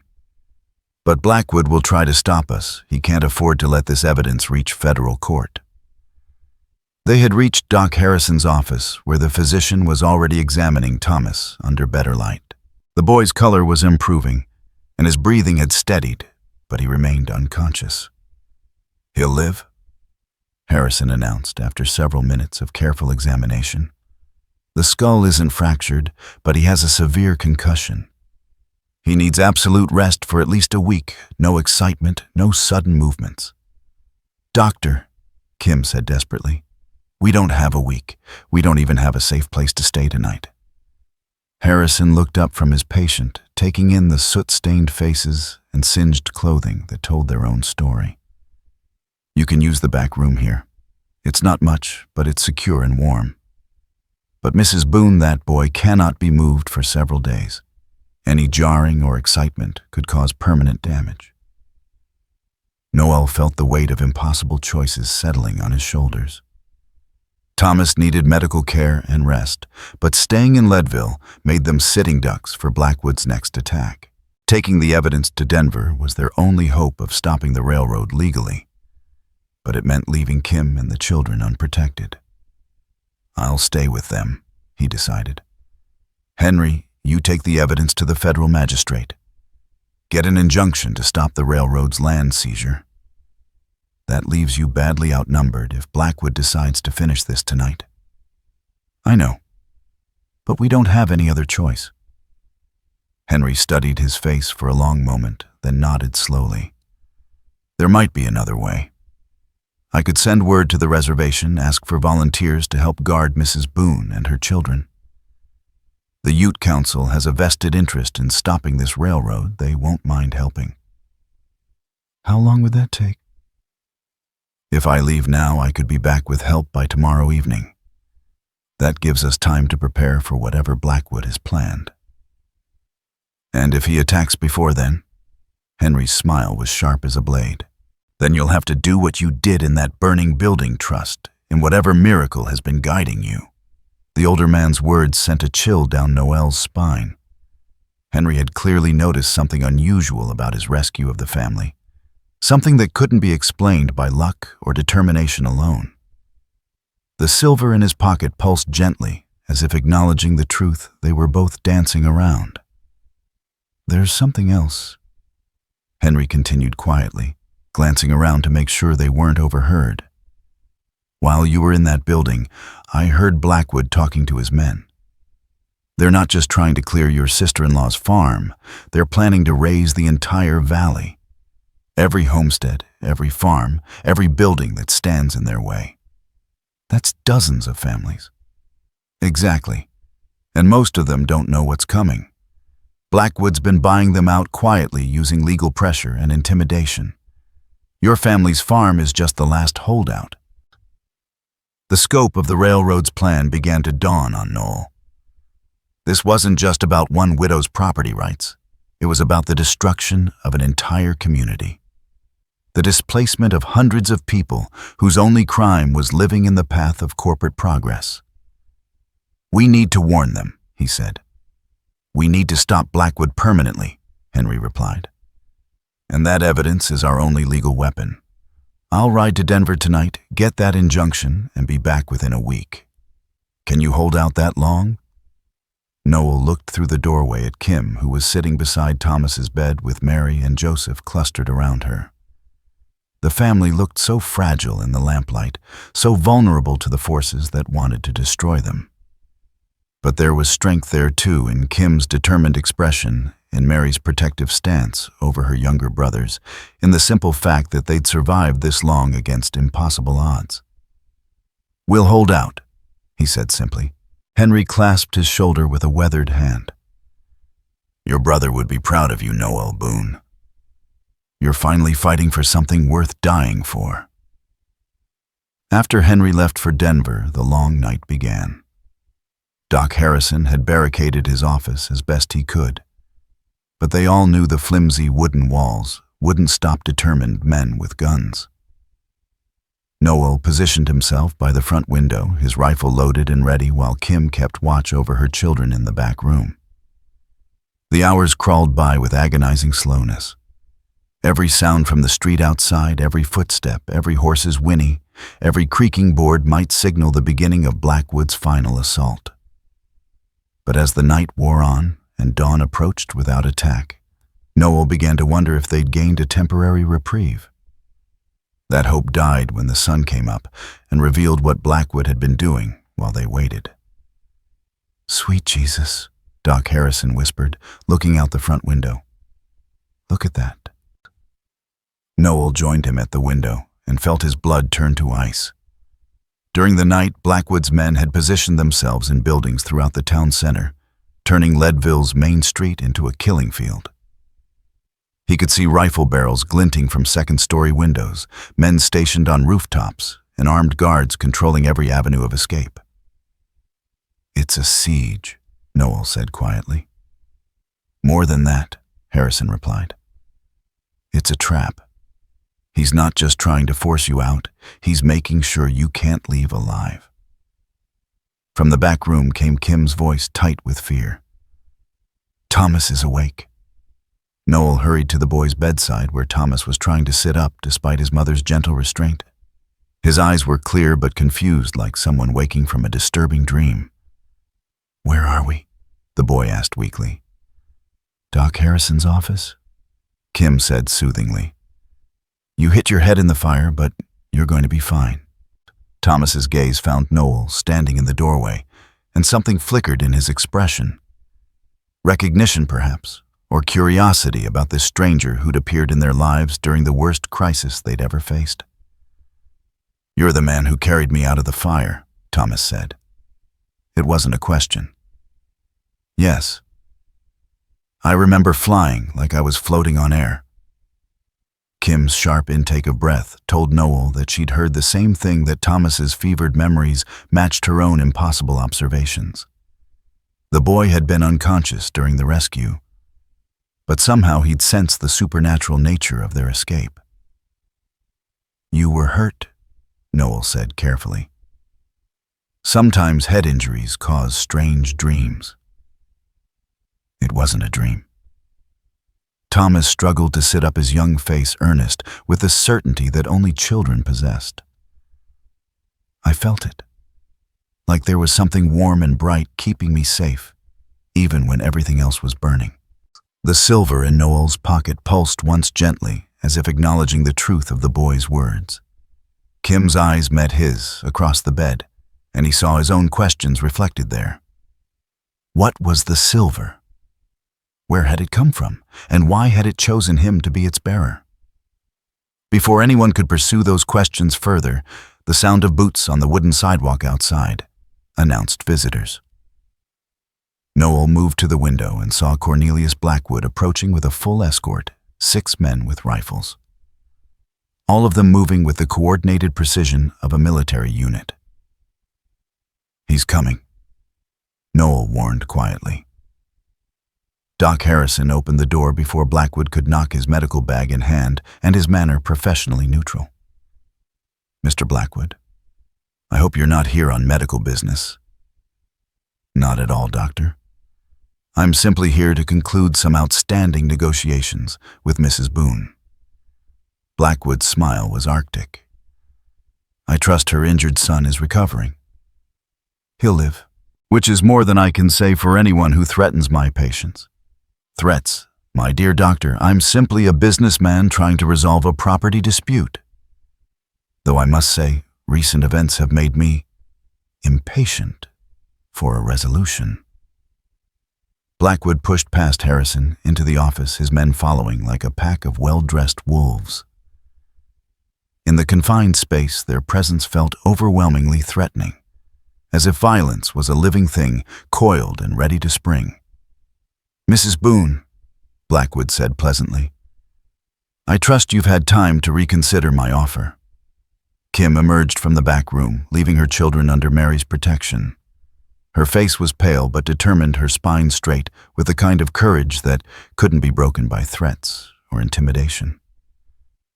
"I'll never sell to you," she said simply. "That farm is my children's inheritance, their father's legacy. You can burn down every building in Leadville, but you'll never get your hands on our land." "How unfortunate, because you see, I've just received word from my associates in Denver. It seems your advocate never reached the federal magistrate. Poor Mr. Littlefeather apparently suffered a tragic accident on the mountain road. Bandits, the marshal believes. Terrible how dangerous these frontier trails can be." The words hit Noel like physical blows. Henry was dead, killed by Blackwood's men to prevent the evidence from reaching federal court. The proof that could have saved Kim's farm and stopped the railroad's illegal land grab was probably burning in some remote canyon, along with the body of a good man who died trying to help them. "You murdering bastard," Noel said quietly. "Strong words from a man who's killed his own brother," Blackwood replied smoothly. "Yes, Mr. Boon, I know all about your sordid family history. Amazing what old court records can reveal when one knows where to look." Kim's gasp told Noel that Blackwood had just destroyed his last chance at redemption. The truth about David's death, the real truth, not the sanitized version he'd planned to tell her, was now in the hands of the enemy to be twisted and used as another weapon against them. 20 years ago, Blackwood continued conversationally, Noel Boon shot his brother David in cold blood during a drunken argument, then fled into the mountains to avoid prosecution. The territorial marshal still has an active warrant for his arrest. Imagine poor Mrs. Boon's shock when she discovers that the man she's been trusting with her children's lives is actually their father's murderer. "That's not how it happened," Noel said desperately. But he could see in Kim's face that the damage was done. The carefully constructed hope he'd built over the past few days crumbled like a house of cards in a hurricane. "Isn't it?" Blackwood's smile was triumphant. "Tell me, Mr. Boon, did you or did you not put a bullet in your brother's chest? Did you or did you not leave his body unburied while you ran like a coward into the wilderness?" Every word was true, even if the context was wrong. Noel had pulled the trigger even if it was an accident. He had left David's body even if it was to protect Kim from a lynch mob. The facts, stripped of nuance and explanation, painted him as exactly the kind of monster Blackwood was describing. "Kim," he said quietly, "let me explain." "Explain what?" Her voice was raw with betrayal and pain. "Explain how you killed my husband and then had the nerve to come back and play the hero. Explain how you let me trust you with my children's lives." "It was an accident. A stupid, drunken accident that I've regretted every day for 20 years. "An accident?" Kim's laugh was sharp enough to cut glass. "You accidentally shot your own brother and then accidentally ran away. You accidentally let me believe he died in a mining cave-in. How many accidents can one man have, Noel?" There was no answer to that. No defense that wouldn't sound like more lies and excuses. Noel had spent 20 years crafting a version of events that minimized his guilt and maximized his victimhood. But the stark truth was exactly what Blackwood had said. He'd killed his brother and abandoned his family when they needed him most. "Touching," Blackwood observed. "But we really must move on to more pressing matters. Mrs. Boon, you now have a choice. You can sign over your property rights to the Pacific Mountain Railroad and accept our generous compensation, or you can continue to harbor a wanted fugitive and face the consequences." "What consequences?" "The territorial marshal is on his way from Denver with a warrant for Mr. Boon's arrest. He should arrive within the hour. When he does, he'll find a dangerous criminal who's been threatening innocent railroad employees and terrorizing a widow with small children. Resisting arrest would be unfortunate, but hardly surprising for a man with blood on his hands." The trap was perfect in its simplicity. If Kim signed over the farm, she'd lose everything David had worked for, but her children would live. If she refused, Blackwood would have Noel killed, resisting arrest, and then burn down everything she cared about in retaliation. But there was a third option, one that Noel was only beginning to understand. The silver in his pocket had grown warm again, pulsing with that familiar rhythm that seemed to sync with his heartbeat. But this time, instead of the burning heat that had guided him through the fire, or the weightless sensation that had carried him safely from the window, he felt something different. He felt connected.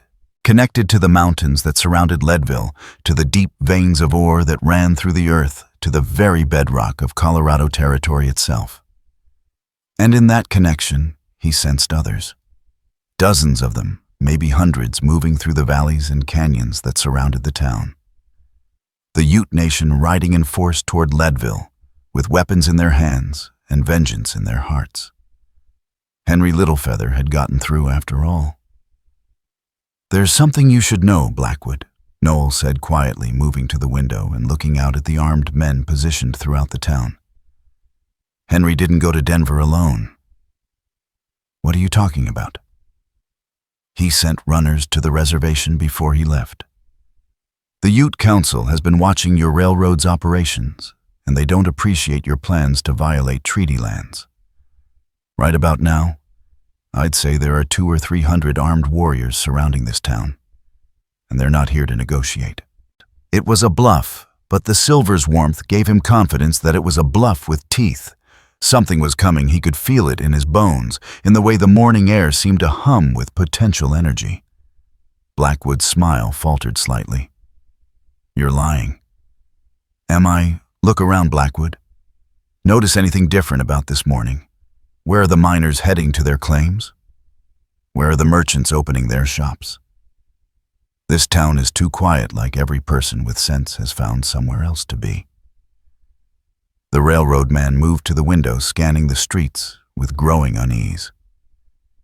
Leadville was indeed unusually quiet for a weekday morning, but that could be explained by the previous night's fire and the visible presence of armed men throughout the town center.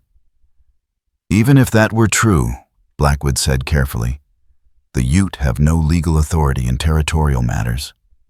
This is a civil dispute between private parties." "Not anymore. When you killed Henry Littlefeather, you murdered a member of the Ute Council on treaty land. That makes it a federal crime and a violation of sovereign Indian rights. The warriors out there aren't coming to mediate. They're coming for justice." A distant sound drifted through the morning air, a sound that made Blackwood's face go pale and sent his men reaching for their weapons. It was singing, dozens of voices raised in the ancient war chants of the Ute people growing louder as the singers approached the town's outskirts. "Impossible," Blackwood whispered. "Is it you've been so focused on your legal maneuvers and corporate schemes that you forgot this is still frontier territory? Out here, justice doesn't always come from judges and juries. Sometimes it comes from people who remember the old ways, the ways that don't require lawyers or legislation." The singing was getting closer now, accompanied by the rhythmic thunder of horses' hooves on frozen ground. Through the window, Noel could see Blackwood's men beginning to shift nervously. their confidence shaken by the approaching sounds of war. But Blackwood himself wasn't finished. With the desperate courage of a cornered rat, he drew his pistol and pointed it directly at Kim's head. "Then we'll settle this the old way," he snarled. "Sign the papers, Mrs. Boon, or I'll paint these walls with your blood." That's when the silver in Noel's pocket suddenly blazed with heat so intense it felt like molten metal against his skin. But instead of pain, the sensation brought clarity, a perfect understanding of what the silver was, what it wanted, and what it was capable of. It wasn't just a miraculous healing or a supernatural enhancement of his natural abilities. It was a conduit, a bridge between the physical world and something far older and more powerful. Through that bridge flowed the strength of mountains, the patience of stone, and the inexorable force of justice itself. Noel didn't draw his gun. He didn't need to. Instead, he simply looked at Cornelius Blackwood and said, "No." The word carried weight that seemed to press against the very air in the room. Blackwood's gun hand began to shake not with fear, but with some external force that made his muscles spasm and twitch. His finger tried to squeeze the trigger, but it wouldn't obey his commands. "What's happening?" Blackwood gasped, struggling against paralysis that was spreading up his arm. "Justice," Noel said simply. The paralysis reached Blackwood's shoulder, then his chest, freezing him in place, like a statue carved from living flesh. His eyes were wide with terror and incomprehension. But he could no longer speak, could no longer move. Could only stand there and experience the weight of every life he'd destroyed. Every family he'd displaced, every law he'd broken, in pursuit of railroad profits. His men raised their rifles. But before they could fire, the doors and windows of Doc Harrison's office exploded inward as Ute warriors poured into the building. The railroad gunmen found themselves surrounded by men who moved like shadows and struck like lightning, their modern weapons useless against opponents who seemed to anticipate their every move. The fight lasted less than 30 seconds. When it was over, Blackwood's men lay unconscious on the floor, their weapons scattered and broken. Blackwood himself remained frozen in place, a living monument to the consequences of unchecked greed and corporate arrogance. Standing in the doorway was a figure Noel thought he'd never see again. Henry Littlefeather, very much alive, and accompanied by 24 Ute warriors in full battle regalia. "You look surprised to see me," Henry said with a slight smile. "Blackwood said you were dead, killed by bandits on the Denver Road." "I was attacked, but not by bandits. Railroad men, probably the same ones who tried to stop us at Sleeping Bear Rock. They made the mistake of thinking one old Indian couldn't handle 3 young thugs with guns." Henry's smile turned predatory. "They were wrong." Kim was staring at the paralyzed Blackwood with a mixture of fascination and horror. "What did you do to him?" "Nothing permanent," Noel said, though he wasn't entirely certain that was true. The silver in his pocket was cooling now, its supernatural heat fading back to the gentle warmth he'd grown accustomed to. He'll recover in a few hours, maybe a day. And then he'll face federal justice for the murder of a Ute council member and the attempted theft of treaty lands. Henry moved to examine Blackwood's frozen form with professional interest. "The territorial marshal is indeed on his way from Denver, but not with a warrant for your arrest, Noel. He's coming to arrest Cornelius Blackwood on federal charges." "How?" "The evidence reached the federal magistrate after all. I didn't go to Denver myself. I sent 3 riders on separate routes, each carrying copies of our documentation. One of them got through, and the magistrate issued an immediate injunction against the railroad's land seizure. He also sent word to the territorial marshal about Blackwood's illegal activities." Hope flared in Noel's chest like a struck match. "The farm is safe." "The farm is safe. The railroad will have to find another route for their tracks, one that doesn't violate treaty rights or destroy established homesteads." Kim sank into a chair, the weight of relief and exhaustion finally overwhelming her. "It's really over." "It's over," Henry confirmed. Blackwood's corporate masters will disavow his actions, blame everything on a rogue employee who exceeded his authority. The Pacific Mountain Railroad will pay substantial damages to the families they tried to displace, and they'll be under federal oversight for any future expansion plans. From the back room came the sound of children's voices, Mary comforting her younger brothers, all of them beginning to understand that the nightmare was finally ending. Thomas appeared in the doorway, still pale from his injury, but steady on his feet. "Ma," he said quietly, "are we going home now?" Kim looked at her son, then at Noel, her expression, a complex mixture of emotions he couldn't quite read. The truth about David's death still lay between them like an open wound, but the immediate danger was past, and her children were safe. "Yes, sweetheart," she said finally. "We're going home." As the Ute warriors escorted Blackwood's unconscious men from the building, Henry moved to Noel's side and spoke quietly so the others couldn't hear. "The silver," he said simply. "What is it?" Noel considered lying or deflecting. But this man had risked his life to help save Kim's farm. He deserved the truth, or at least as much of it as Noel understood. "I don't know," he said honestly. "It came from a tumor on my arm, something that should have been impossible. Ever since then, it's been guiding me, I suppose. Helping me do things that shouldn't be possible." My grandmother used to tell stories about such things. Sacred metals that fell from the sky carrying the power of spirits and ancestors. She said they chose their bearers carefully, appearing only when justice demanded a champion. "You think the silver chose me?" "I think 20 years of guilt and isolation prepared you to be chosen. Your brother's death wasn't murder, Noel. It was a tragedy that shaped you into the man who could save his family when they needed salvation most." The words hit Noel with unexpected force. For 2 decades, he'd carried David's death like a millstone around his neck, convinced that he was forever damned by that moment of drunken violence. But perhaps Henry was right.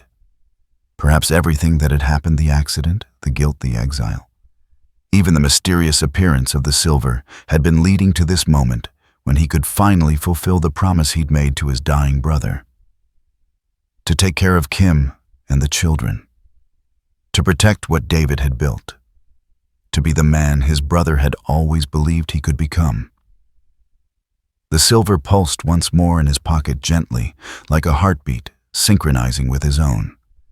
And for the first time in 20 years, Noel Boon felt something he'd thought was lost forever. He felt forgiveness.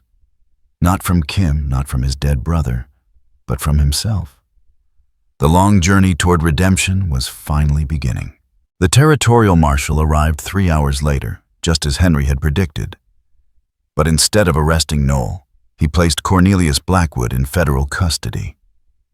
The railroad man had recovered from his mysterious paralysis, though he remained strangely subdued.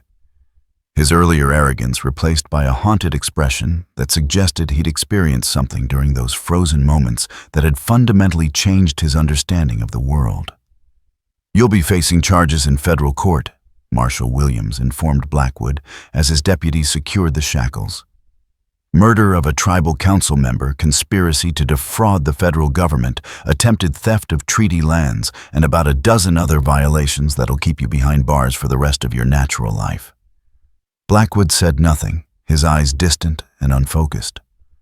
When the marshal's men led him away, he walked like a man in a dream, offering no resistance and showing none of his former defiance.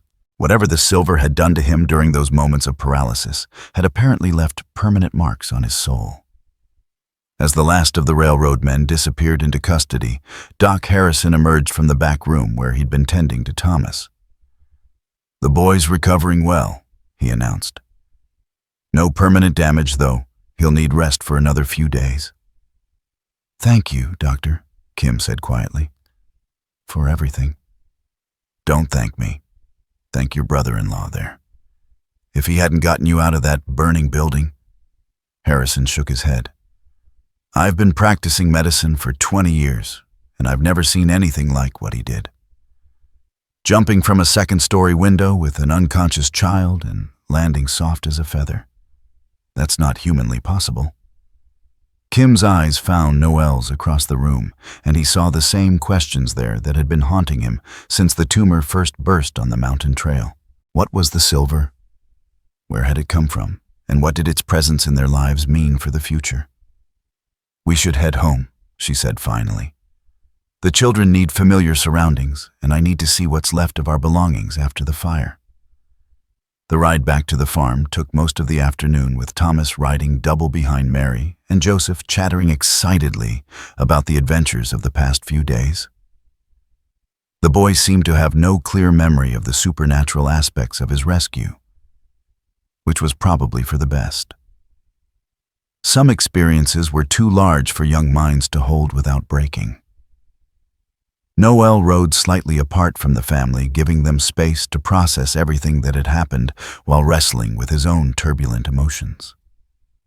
The silver in his pocket had returned to its normal, gentle warmth, but he could feel its presence like a constant reminder of the impossible things he'd done and the questions that remained unanswered.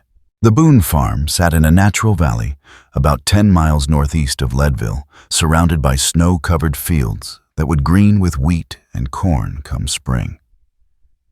The house itself was modest but well-built, a 2-story structure of log and stone that David had constructed with his own hands during the early years of his marriage. Smoke rose from the chimney, indicating that neighbors had kept the fires burning during the family's absence. As they approached the house, people began emerging from the outbuildings and fields.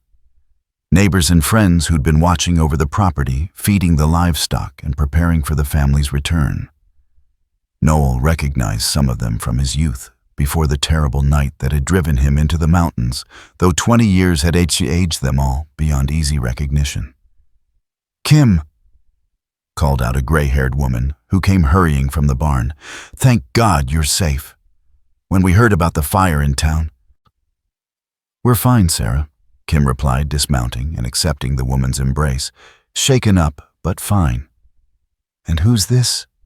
Sarah asked, her eyes fixing on Noel with the frank curiosity of someone who'd lived in farming country long enough to know every face for 50 miles around. Kim hesitated, and Noel could see her struggling with how to introduce him.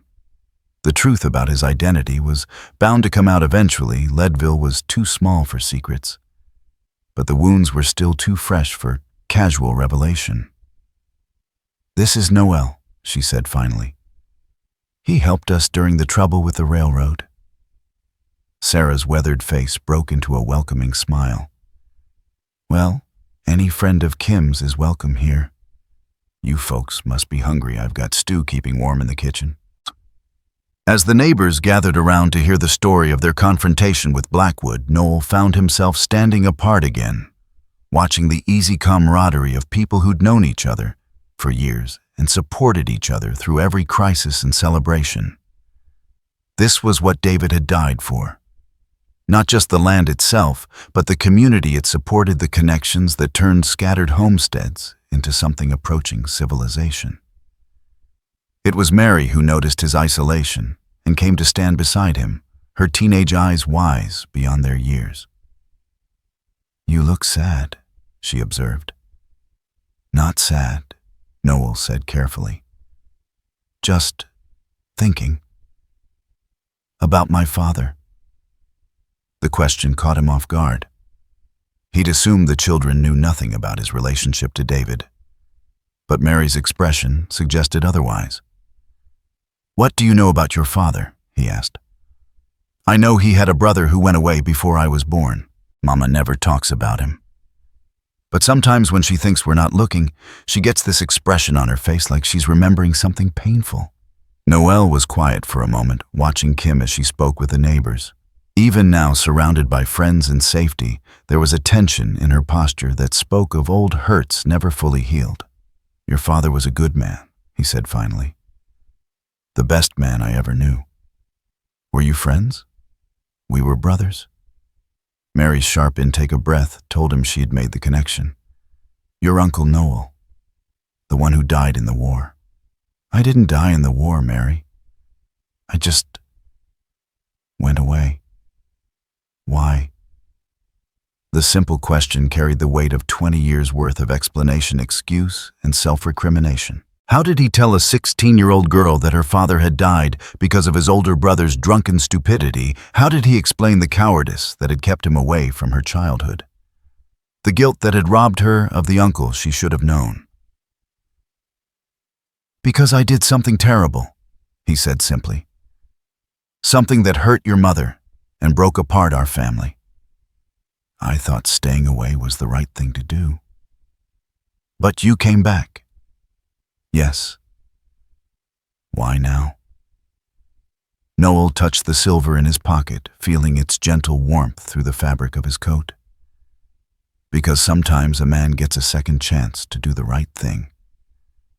And sometimes miracles happen when we need them most. Mary studied his face with the penetrating gaze that seemed to run in the Boon family. Mama's been sad for a long time. Even when she's laughing or telling stories, there's something sad in her eyes. Maybe your coming back will help with that. Maybe. Or maybe it'll make things worse. There's only one way to find out. Before Noel could respond, Thomas appeared at his sister's side, moving carefully, but under his own power.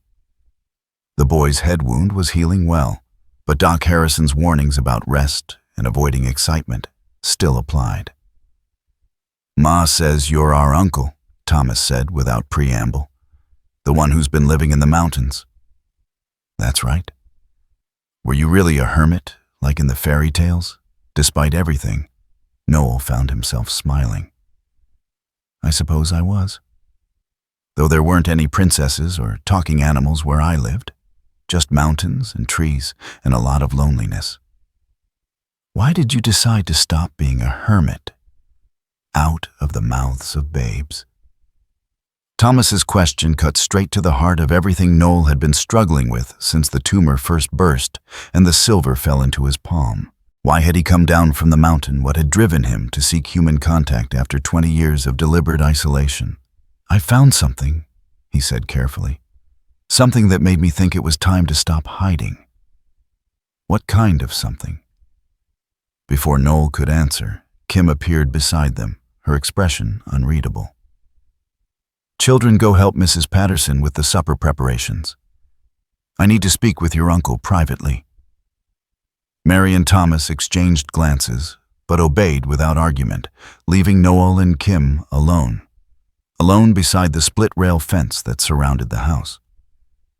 The silence stretched between them like a chasm filled with 20 years of questions and recriminations that neither of them quite knew how to bridge. They don't know, Kim said finally, about what happened that night. I told them their father had a brother who died in the war because I couldn't bear to tell them the truth.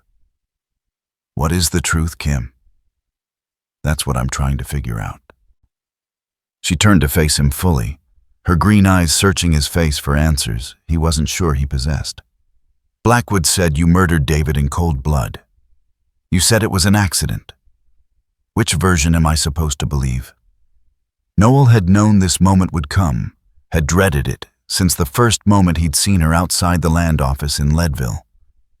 But now standing in the place where David had lived and worked and dreamed of building a future, he found the courage to tell her everything. He told her about the drinking, about the argument over money and the farm's future. He told her about the jealousy and resentment that had poisoned his words, about the moment of violence that had sent David stumbling backward into the corner where the rifle waited. He told her about the terrible accident of the gun's discharge, about holding his brother as he died, about the promise he'd made to take care of her and the children. He asked me to watch over you. Noel finished his voice barely above a whisper. His last words were about making sure you and the baby were provided for. And I ran like a coward instead of honoring that promise. Kim was quiet for a long time, staring out over the fields that would soon be green with spring growth. When she finally spoke, her voice was steady, but filled with a pain that cut deeper than any accusation. "I waited for you," she said. "After David's funeral, I waited for months, thinking you might come back to help with the farm, or at least to explain what had happened. When you didn't, I convinced myself that you'd killed him deliberately and fled to avoid justice. I know. I'm sorry." Sorry doesn't give me back 20 years, Noel. Sorry doesn't erase the nights I lay awake wondering how I was going to feed 3 children on a failing farm. Sorry doesn't bring back the brother-in-law who should have been there when Mary took her first steps or when Thomas learned to ride a horse. Each word was a nail driven into the coffin of his hopes for redemption. Noel had known that forgiveness wouldn't come easily, but hearing the full cost of his absence laid out in Kim's measured tones made him understand just how much damage his cowardice had caused. "You're right," he said simply. "I can't undo what I did or make up for what I failed to do. But I can try to do better from now on if you'll let me. With what you've been living alone on a mountain for 20 years, what do you have to offer my family now?" It was a fair question, and one Noel had been asking himself since the moment he'd decided to come down from his cabin. What did a hermit miner have to offer a widow and her children, beyond the mysterious protection of the silver in his pocket? "I have some money saved," he said. "Enough to help with the farm expenses, maybe buy some better equipment or livestock. And I know the mountains know where the good hunting and fishing spots are. I could teach the boys skills they'll need as they grow up. And in return, I get the chance to honor the promise I made to David, to be the uncle your children should have had all along." Kim studied his face in the gathering twilight, her expression impossible to read. Around them, the sounds of domestic life continued. Neighbors preparing supper, children playing in the yard, the comfortable routine of a farming community settling in for the evening. "There's something else," she said finally. "Something that happened during the fire, and again when you faced down Blackwood. Things that don't make sense according to any law of nature, I understand." Noel's hand moved instinctively to his pocket, where the silver pulsed gently against his palm. "What do you mean?" "I mean jumping from a second-story window and landing like a feather. I mean somehow paralyzing a man just by looking at him. I mean shooting with impossible accuracy while riding a galloping horse on a narrow mountain trail." Kim's voice dropped to a whisper. "What are you, Noel? What's happened to you up there in the mountains?" The moment of truth had arrived, the choice between continuing to hide behind half-truths and evasions, or trusting her with the full, impossible reality of his situation. The silver grew warmer in his pocket, as if encouraging honesty. "I found something," he said finally. "Or maybe it found me. I don't fully understand it myself. But 3 days ago, a tumor burst on my arm and produced this instead of infection." He withdrew the silver sphere from his pocket, holding it up so Kim could see its perfect surface, reflecting the last rays of the setting sun. In the twilight, it seemed to glow with its own internal light, beautiful and mysterious and utterly impossible. Kim stared at the object for a long moment, then slowly reached out to touch it. The moment her finger made contact with its surface, she gasped and jerked her hand back as if she'd been burned. "It's warm," she whispered, and I felt something, like a voice speaking without words, trying to tell me something important. "It's been guiding me," Noel said, "helping me do things I never could have done on my own. Saving your children from the fire, fighting off Blackwood's men, finding the strength to finally come down from the mountain and face what I'd done to our family. What is it?" "I don't know. Henry Littlefeather thought it might be something sacred, something connected to his people's beliefs about spirits and justice. All I know is that it appeared when I needed it most, and it's been pushing me to do the right thing ever since." Kim was quiet for a long time, her eyes fixed on the silver sphere as if trying to read some message written in its gleaming surface. When she finally spoke, her voice carried a note of wonder that hadn't been there before. David used to say that miracles happened when people needed them most, but only if they were brave enough to recognize them and wise enough to use them properly. She looked up at Noel, her green eyes reflecting the silver's gentle glow. Maybe this is his way of making sure his promise to me gets kept even 20 years late. Do you think he'd forgive me for what happened that night? I think David forgave you before he died, Noel. The question is whether you can forgive yourself. The silver pulsed once more in his palm, warm and encouraging, and Noel felt something deep in his chest begin to uncurl, a knot of guilt and self-recrimination that had been wound tight for 2 decades. Forgiveness wasn't something that happened all at once, he realized. It was a process, a daily choice to let go of the past and focus on building something better in the future. What happens now? He asked. Now we go inside and have supper with our neighbors. Tomorrow, you can help me figure out what repairs the farm needs after this winter. Next week, you can start teaching Thomas how to handle a rifle properly, and maybe show Mary some of those mountain skills you mentioned. And after that? Kim smiled, the first genuine smile he'd seen from her since their reunion. After that, we build the life David always dreamed of. A family working together, taking care of each other, making this land bloom with everything it was meant to be. As they walked toward the house, where lamplight spilled warm and golden from the windows, Noel felt the weight of 20 years' guilt finally beginning to lift from his shoulders. The silver in his pocket pulsed gently like a heart beating in rhythm with his own. And he understood that this miraculous gift had never been about the silver itself. It had been about giving him the courage to come home, the strength to fight for what mattered, and the wisdom to recognize that redemption was always possible for those brave enough to seek it. Inside the house, the children were setting the table, while the neighbors shared stories and laughter around the kitchen fire. Mary looked up as they entered, her young face bright with curiosity and hope. "Uncle Noel," she said, "Mrs. Patterson was just telling us about the barn raising next month. All the families in the valley are going to help build the Hendersons a new barn after theirs burned down in the December storms." "That sounds like a fine tradition," Noel replied. "She says you should come help, you being family and all." Noel glanced at Kim, who nodded encouragingly. "I think that sounds like an excellent idea," she said. It's time this family started participating in community events again.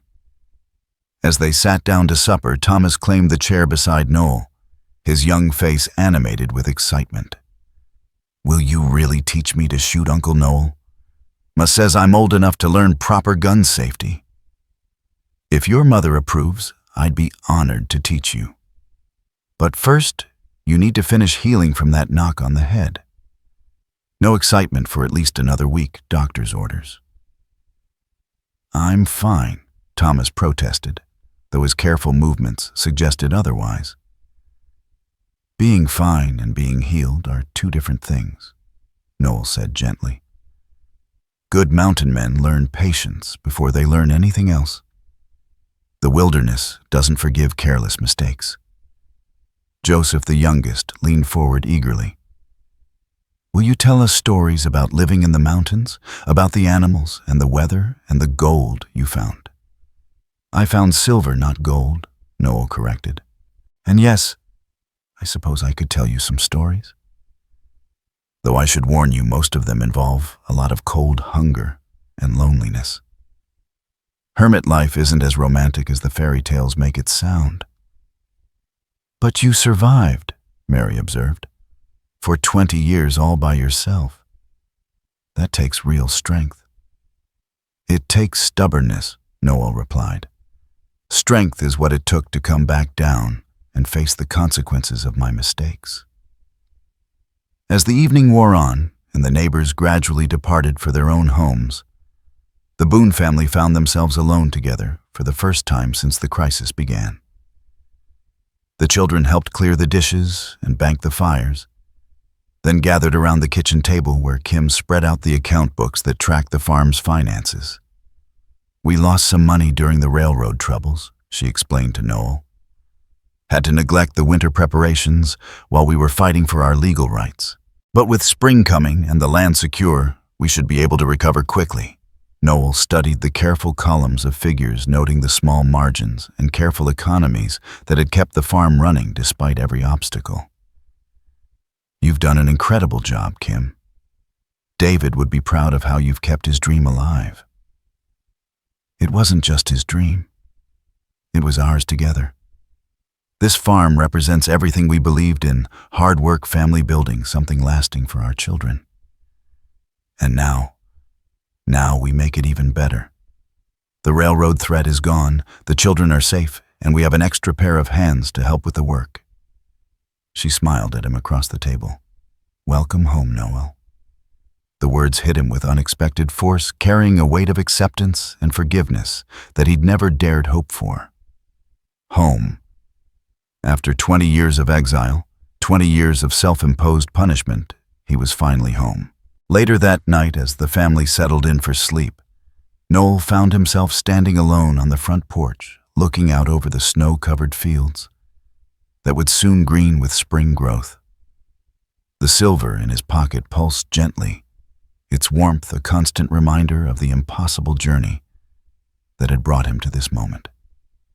A sound from inside made him turn Kim's voice soft and low, singing a lullaby to Joseph as she tucked him into bed. It was the same song their mother had sung to him and David when they were children, a melody that carried all the love and protection a family could offer.